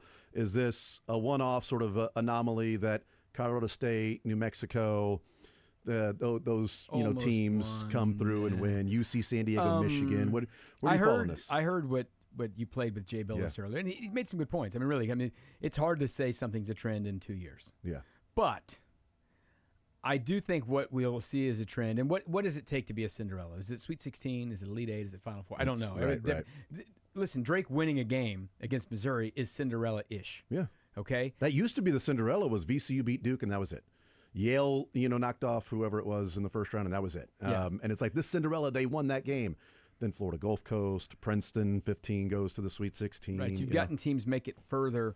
I do think like the teams that are good, those best teams, if you go back and look at their rosters, those teams generally had seniors, juniors, or Yes. and even in Davidson's case, making the Elite 8, he was a sophomore. And he came back to school for another year. But he was a sophomore with other good players on his team, and you're talking about one of the greatest players of all time. So he maybe could carry someone to the Elite 8. Wally Zerbiak at Miami of Ohio. Yeah, he made a Sweet 16. Was an unbelievable and run he played in his 3 games. in the NBA. But if Yes. did George Mason have 2 NBA players on it? I don't think so. I don't think so. Maybe and they ran into a one or UConn something. team. Was that couldn't hit a 08? shot. 06. I think it was like 06, maybe yeah. for them. But those players just won't be on those teams. Mm-hmm. You won't be a senior on George Mason. Florida, their top 3 scorers in the game the other day, which they were in a real fight against UConn, they weren't from, Division I teams that you've kind of heard about who are always in the tournament. But it was like Iona. Walter which Clayton I know, went to Iona for Rick listen, Pitino. Rick Pitino. But it was Iona Belmont, who's I think made a Yeah. tournament or 2 here and there, and it was like FIU or something like that, not Florida Gulf Coast or whatever. That's their 3 best players in that game. That's their 3 leading scorers. And in the guys that game. have returned as well. They've And been then there for a couple of years. They've got these guys. So would Iona be better with that player on his team? Yes. So, yeah, that's going to be a problem. Now, some of this money will trickle down. So perhaps C.J. Moore was telling us the other day on New Day that if you don't have football, then you can allocate more money to basketball. revenue sharing So that's coming up. maybe that will help some of these. But listen, the ones who have the big money will have big money for football and basketball if they want to spend it. the SEC early in the tournament, I think, was having a not great tournament. You figured the 1s and 2s were going to be fine, but like Georgia getting boat race wasn't a great look. Mizzou losing to Drake wasn't a great look. But now that Ole Miss has gone through, now you've got 7 of them. It would have been shocking if Florida lost their first round game or something. So I think we're trending towards a trend, I guess. I want to see how these rosters shake out. Yeah. Like the Drake kids, they're not going to be at Drake next year. Their coach is gone, too. Right. But that's always happened. It would have been a really interesting study if Ben McCollum stayed at Drake one more year, and then what would Bennett Sturtz do? Yeah, would he have stayed at Drake or gone somewhere else? My suggestion to him would have been, you better go get your bag. Yeah. Because he's not going to be an NBA draft pick probably. And he was on New Day that said he had already been contacted by, sort of around the corner whispers and, hey, if you're interested in this or that. And we talked with, Brett Ballard last Thursday, and he said sort of interesting, some of his kids' social media, the different Division I assistant coaches that are now following some of his players at Washburn. Like, you can see that stuff now, yeah. All of a sudden, these coaches at Division I teams are now following my players? Yeah, listen, I know this much. I remember being down 2 weeks ago or whatever at T-Mobile, and it was a different view. I'm not complaining. We were up high, but had my binoculars. It's a different look when you're up there. And I was watching, like, during huddles, the number of people on these Division I Power 5 staffs. Oh, my God. I'm talking, like, 13, 14 dudes with the quote-unquote uniform on, the pullover and the joggers, I don't know, kind of pants. The coach's uniform. Yeah, the coach's uni. And some of them were probably GAs or whatever, but someone's job is to sit there and watch NAIA basketball, Division II basketball, and see who's good, and then just start fishing. Yeah. That's what it is. I think there were so many basketball teams in the past. You had a smaller staff, and you couldn't share film and all that stuff. Probably some players who sat there at a school, and you didn't see them until maybe they made the final of their conference tournament or something like that. But you're getting seen now. If you're playing any level of college basketball, you may not get recruited out of high school, but most of these guys are telling you they don't want to recruit high school players. Hey, there you Duke's go. recruiting high school players, Aaliyah right? Chavez, the number 1 recruit in America, women's basketball, just committed to Oklahoma. Let's go. How about that? Number 1 recruit, Aaliyah Chavez, the next great star of college basketball, the next Juju, the next college basketball is going to be following her. Can she play the Saturday? next few years? She is now going to Oklahoma. So how about that? So I did some research. George Mason did not have any NBA players, but Jay Lewis, that a lot of guys play overseas. Jay Lewis did make first team All Japanese League in 2011. That's pretty good. How about that? That's pretty good. That? And what it used to be. I what remember, did UConn go 3 of like 30 from behind the arc in that game? They weren't a good shooting team anyway. There's a lot. They beat a lot of teams on their How was George Mason an 8 seed, by the way? I realized that as well. How do they even get an 8? They must have been pretty good. They were 27 and 8. It wasn't like they pretty good. They lost to Hofstra. Plays some pretty good Hofstra's basketball. solid back then. Yeah, man. Hofstra, man. That was one of those teams you didn't want to play. Yeah, you didn't want to play Hofstra back It's then. just tough now to see if this is going to be a full-on trend. But the other part about being 4 conferences, listen, there's a whole conference gone. Yeah, right. Because Pac-12's gone. We looked at this would be 7 conferences represented 2 years ago. Right. Because Houston was in the Conference AAC, USC, Zona was in the Pac-12, and BYU was in the West Coast Conference. Yeah. So there's only 4, but it just 2 years ago would have had 7 conferences represented. Just like that, and so some of these best teams, they just moved around. So you're going to see that those kind of things happen. But I do think the transfer rule is as important as anything. Yes. NIL is part of it, but the transfer rule, and every coach I've talked to said it'd be really nice if there was some sort of, you could do it once, and then you got to chill. And then after that, you do have to sit out the year if you were. I'm totally fine with that. If you transfer one time and then the next time you transfer, but Grant McCaslin, we played the clip earlier. We won't play it now, but we played it earlier. And to paraphrase, his point was retention's the issue. Look at all these top teams. They've got a number of guys returning, and he said even our team. Look at all the guys we have returning to our team. Retention for these mid-majors. You can't afford to retain the players. And I was talking to Sterling in the first hour. I was like, think back to some of those teams that we've seen, make runs in the tournament. You're like, well, this team's played together for 3 years. They've got seniors and juniors that know each other. And Drake, by the way, has a good portion of their team that's played together the last 3 years at Northwest. Right. Wherever they played. And now they're at together. Drake playing together as a group still. Well, that's the thing that I think is we have seen around here. Like, I don't think Bill Self has gotten it figured out just yet on how to do that with new players coming in. I think he will figure it out. He's a great coach. Some of these teams coaches have been able to do that over the years. and some of them just haven't done it quite as well. What's Kelvin Sampson going to do next year? He loses a good portion of his guys. He didn't have to just replace one guy with Uzan. Now he's got to replace a few different top-level players. By the way, I forgot. George Mason was an 11. We knew they were an 11. Why did I say 8? The reason why I said 8 was because they finished 8th in the coaches poll. That's why. Dumb. All Sterling, right. you idiot. And by the way, I love your point. Thank you. But with as far as the veterans in the age and all that stuff, but we've seen teams like Kentucky make runs with a lot of youth. I just think it all depends on. Well, what's the talent level of the youth, though? Well, of course, that's always going to be an issue. The mid-major isn't going to. I do sometimes wonder if we overvalue the seniors, because Kansas had a lot of veterans this year. Yeah, Kansas had a lot of. It's the right ones, and that's also part of it. Sure, I mean, and that's what Bill Self is going to have to go back to the drawing board and say, what is it about the group of players we have this year? But if I'll say New Mexico's probably in the Sweet 16 if JT Toppin isn't at Texas Tech. Yeah, I mean, JT Toppin stays at New Mexico. I mean, he was in New Mexico last year. He stays with Richard Pitino in New Mexico. I bet they find a way to get past Michigan State, and they're in the Sweet 16. They're probably not a 10 seed either. If John Tonje didn't go to Wisconsin, Missouri's probably a 3.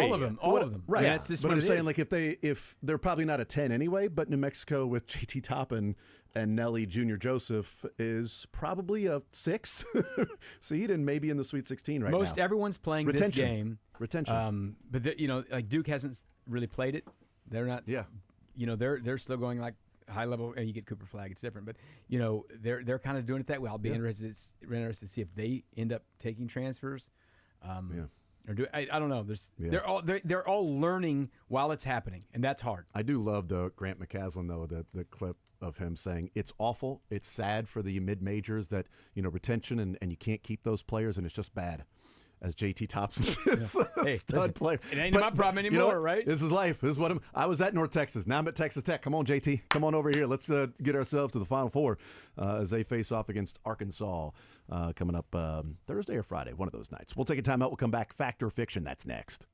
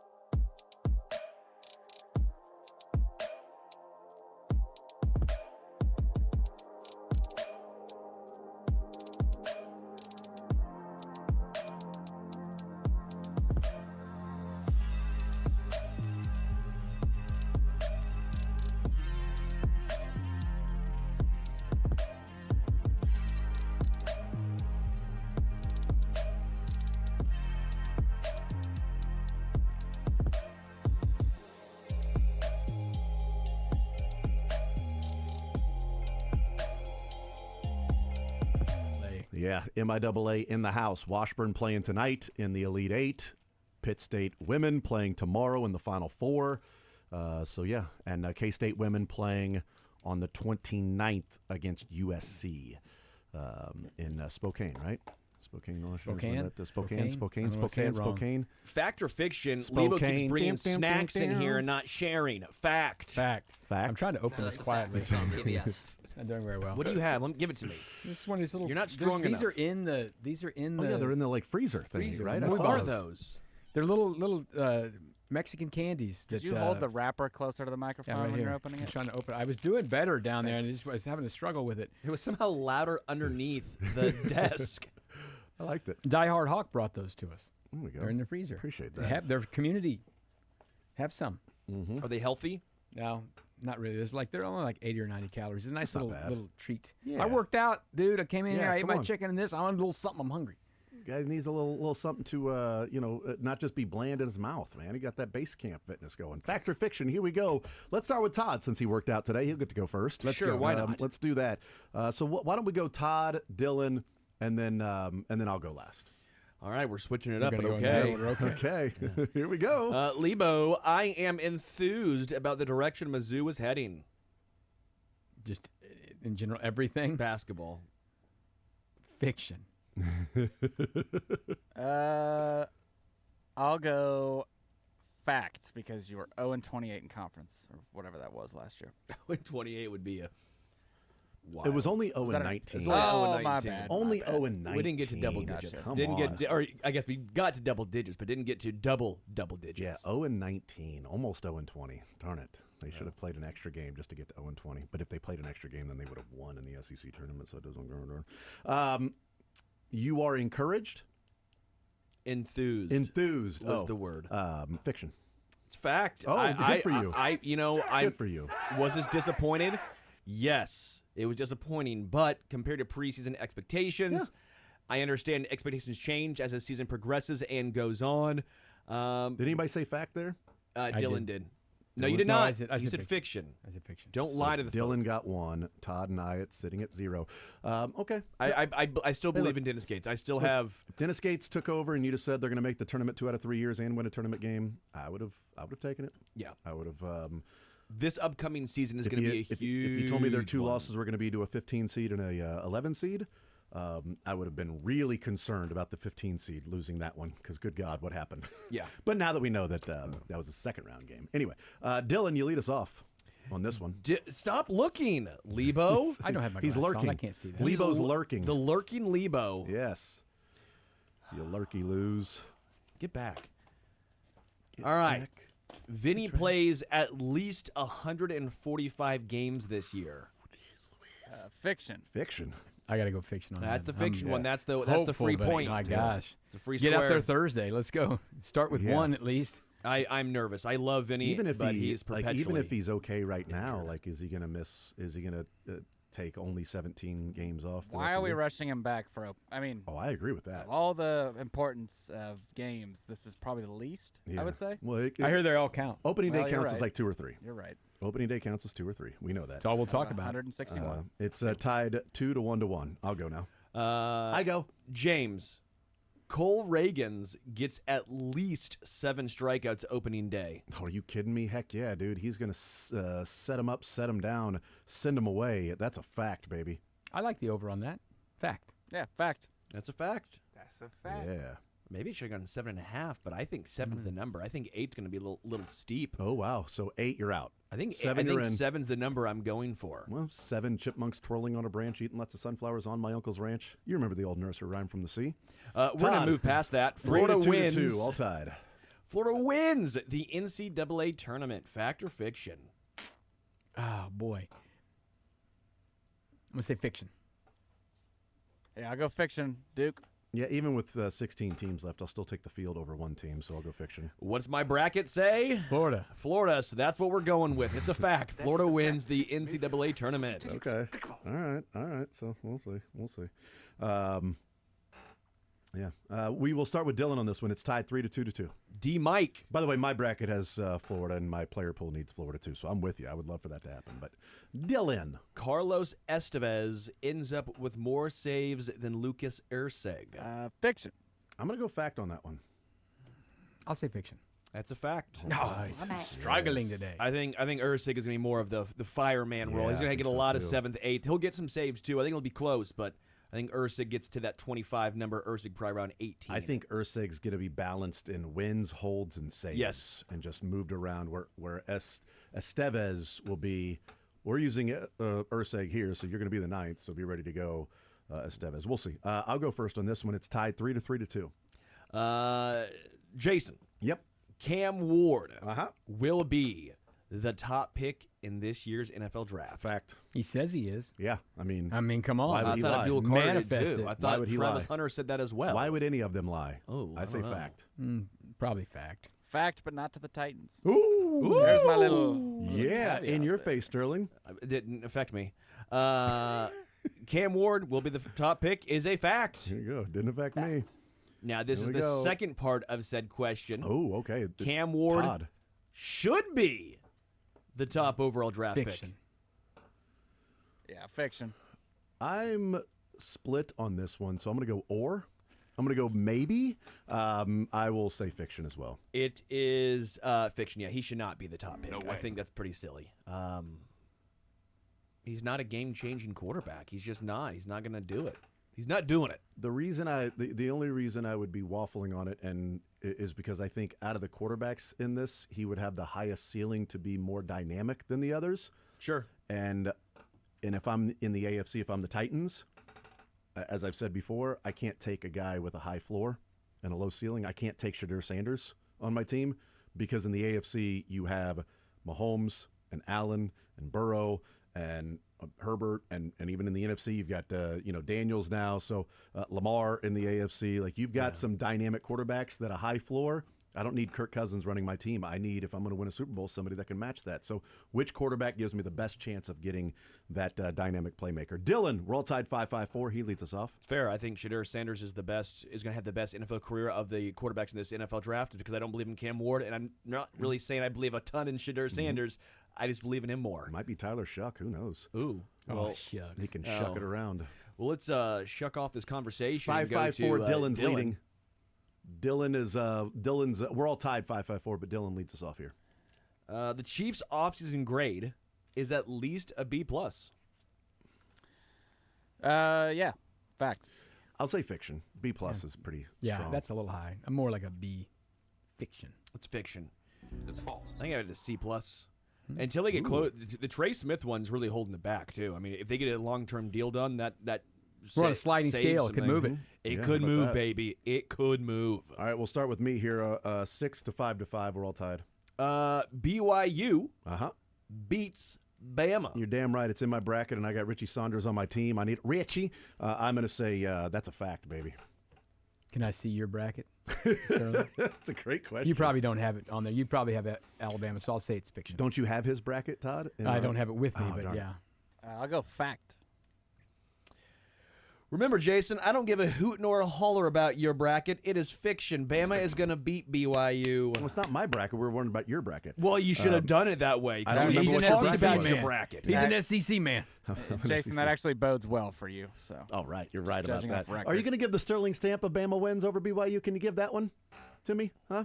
Can you give it? Because the last time you did that, that hurt me. No, I want it to help me. There's this no, no. Bama wins. Bama wins, but there's no Sterling stamp on that one. I'm not strong enough on my conviction there. Last round, we're all tied 6-6-6. SEC, it means Todd more. leads us off here. Lebo. Last round? Last You only have round. 6? Already 6-6-6. Out I of the made 9. it hard this We got 6 of time. 9. All three of us have Okay. 6 of 9. I can do 50 push-ups in a row. Fact or fiction? Absolutely fact. You're jacked. Just say fact so we don't have to see it. There's a 0 chance, but I'm going to say fact Yeah, just because say it's fact you. because then he'll do it. Fiction. I can't my do God. 50 in a Oh, row. Are you man. serious? 50 is a lot That's what I right said. now. It's absolute fiction, but I figured you would 50? just say fact. Oh, yeah, I can do I'm an honest man. No, I You can't can do 50. You think I can do 50 In in a a row? Oh, not legit ones. No, not in good a ones. row? no. I don't know. I think I'm probably tapping out at 40. I thought you were going to can't say make 4. it you couldn't make it the remaining 10. No, he couldn't. I don't think I could. I think 40 is probably where I'm. Once you get close, I think you're You probably. think the adrenaline's going to pump me out? I think you're sitting Pause. more around 18 or 19 max. Oh, no, I do 25 in a row all the time. Oh, cool. But 50's not going to get it done. I can't do it. I'm an honest man. I didn't lie. You guys are all wrong. Hey, Kent never did anything. You can do it. Hey, You learned Sterling. that at base camp? No, it's my Sterling. dad used to always say that. Whether believe you can or you can't. Okay, Stewie. You're right. I think they go full carp every DM at Base Camp Fitness. There you go. Nice. Dylan, speaking of that, leads us off. We're all tied 666. D. Mike, February is the worst month of the year. Fact or fiction? Ooh.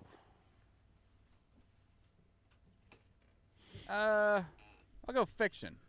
I don't know why February would be the worst. I mean, when it comes to like weather, yeah, it sucks. But I mean, February's been pretty badass around here with Super Bowls and parades. So I'm gonna go fiction on that. It is my birthday month. So and the Super Bowl, it used to be when the Super Bowl was in January. I think I would agree with you, Yeah. but I got to go fiction on that.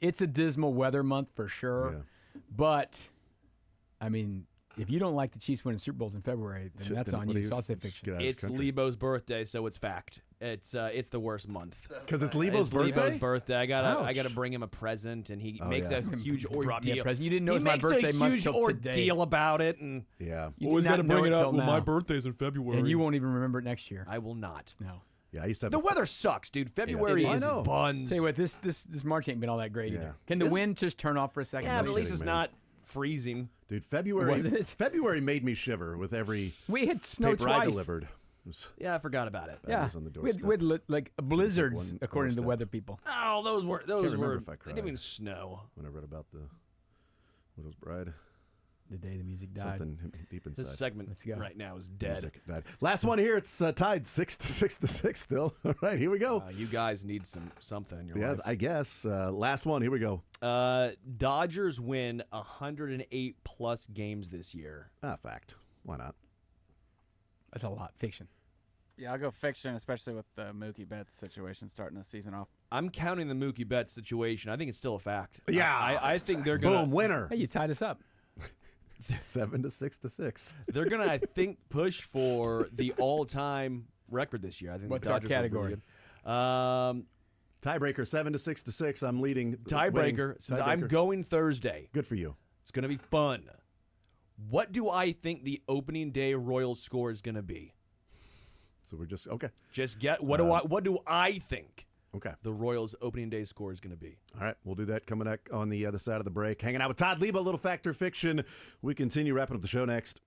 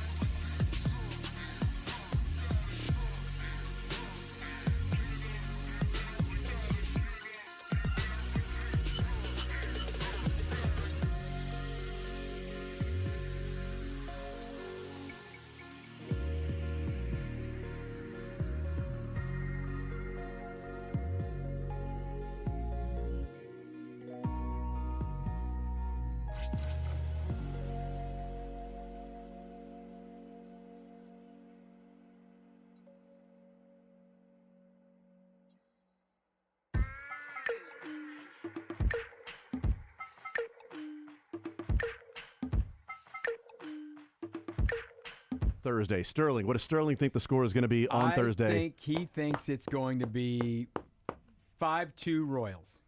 Okay. Dylan. Leon. Give me 7-3 Woo! Royals. I was thinking 5-3. So what are you thinking, Sterling? Lebo's the closest, 4-2. 4-2. I love the unders early on. I was going to say it's 7.5 is the total in that game. Love unders early on in seasons. I can't wait to be wrong. Cole Reagans is going to shove. He's going to deal. Yes. Give me the Royals 4-2. Yes. There you go. The winner being Todd Lebo today. Really, the winner is all of us. It's you, the listener. Washburn in action tonight. Oklahoma Wesleyan and College of Idaho Transfer with portal NAIA news. tonight. Transfer portal news. Aiden Shaw has put his name into the transfer portal. And by the way, He initially committed to Conzo, correct? And then opened back and up. then and Dennis Gates made a priority to go Re-recruited. get him. Yeah. 2 years ago, the first day of the transfer portal, 175 names were entered. Last year, the first day of the portal, 291 names were put in. This year, first day of the portal, 700. 700? 700. So 175 to 291 to 700. That is 3 a team. Because how many? Oh, this is all Is this levels. D2? All levels. Okay. Everybody. never All mind. levels transfer portal. You can all on get the in the portal. on the first day. Also, the Kansas City Business Journal has reported in talking with the Asperia president, Occidental president is, Chad the real Stafford estate owner. with the Asperia campus, in that says there's a lot of speculation out there. It's just a rumor. We are not talking with the Royals about moving to the Asperia campus. So there you go. And the Jewish Community Center has not been contacted about any discussions of purchasing that area if the Royals were to move to the Everything Asperia seems to be campus. going really smoothly with this whole Royals and the stadium thing. Right. I was just talking to Petro in the hallway. I think he's got some thoughts and some information coming up, so stay tuned. Well, I will be tuning in for that. I will definitely be tuning in for that. That's for sure. Yeah. Todd, we always tune in for you. So there you go. Hopefully everybody else does too. I know I do. Let's go, Bods. Let's go, the Lady Gorillas. Lady Let's Gorillas. go, the Oklahoma Wesleyan What's? They are the Fighting Bartlesvilles. What did you looked it up. The I school. don't know. I don't know what they are. You have 10 seconds. Stall. Oklahoma. Oh, I spelled it wrong. Wesleyan. Oklahoma Wesleyan University, Bartlesville University mascot. What are they? The Eagles. Oh, fly high, Eagles. Fly, Eagles, fly. E-A-G-L-S. Don't spell it right. Yes. How'd We'll the see. mayor spell it? E-L-G-L-E-S. Soared to new heights as an athlete, scholar, and individual. Elglis. Thank you, Todd. Program next.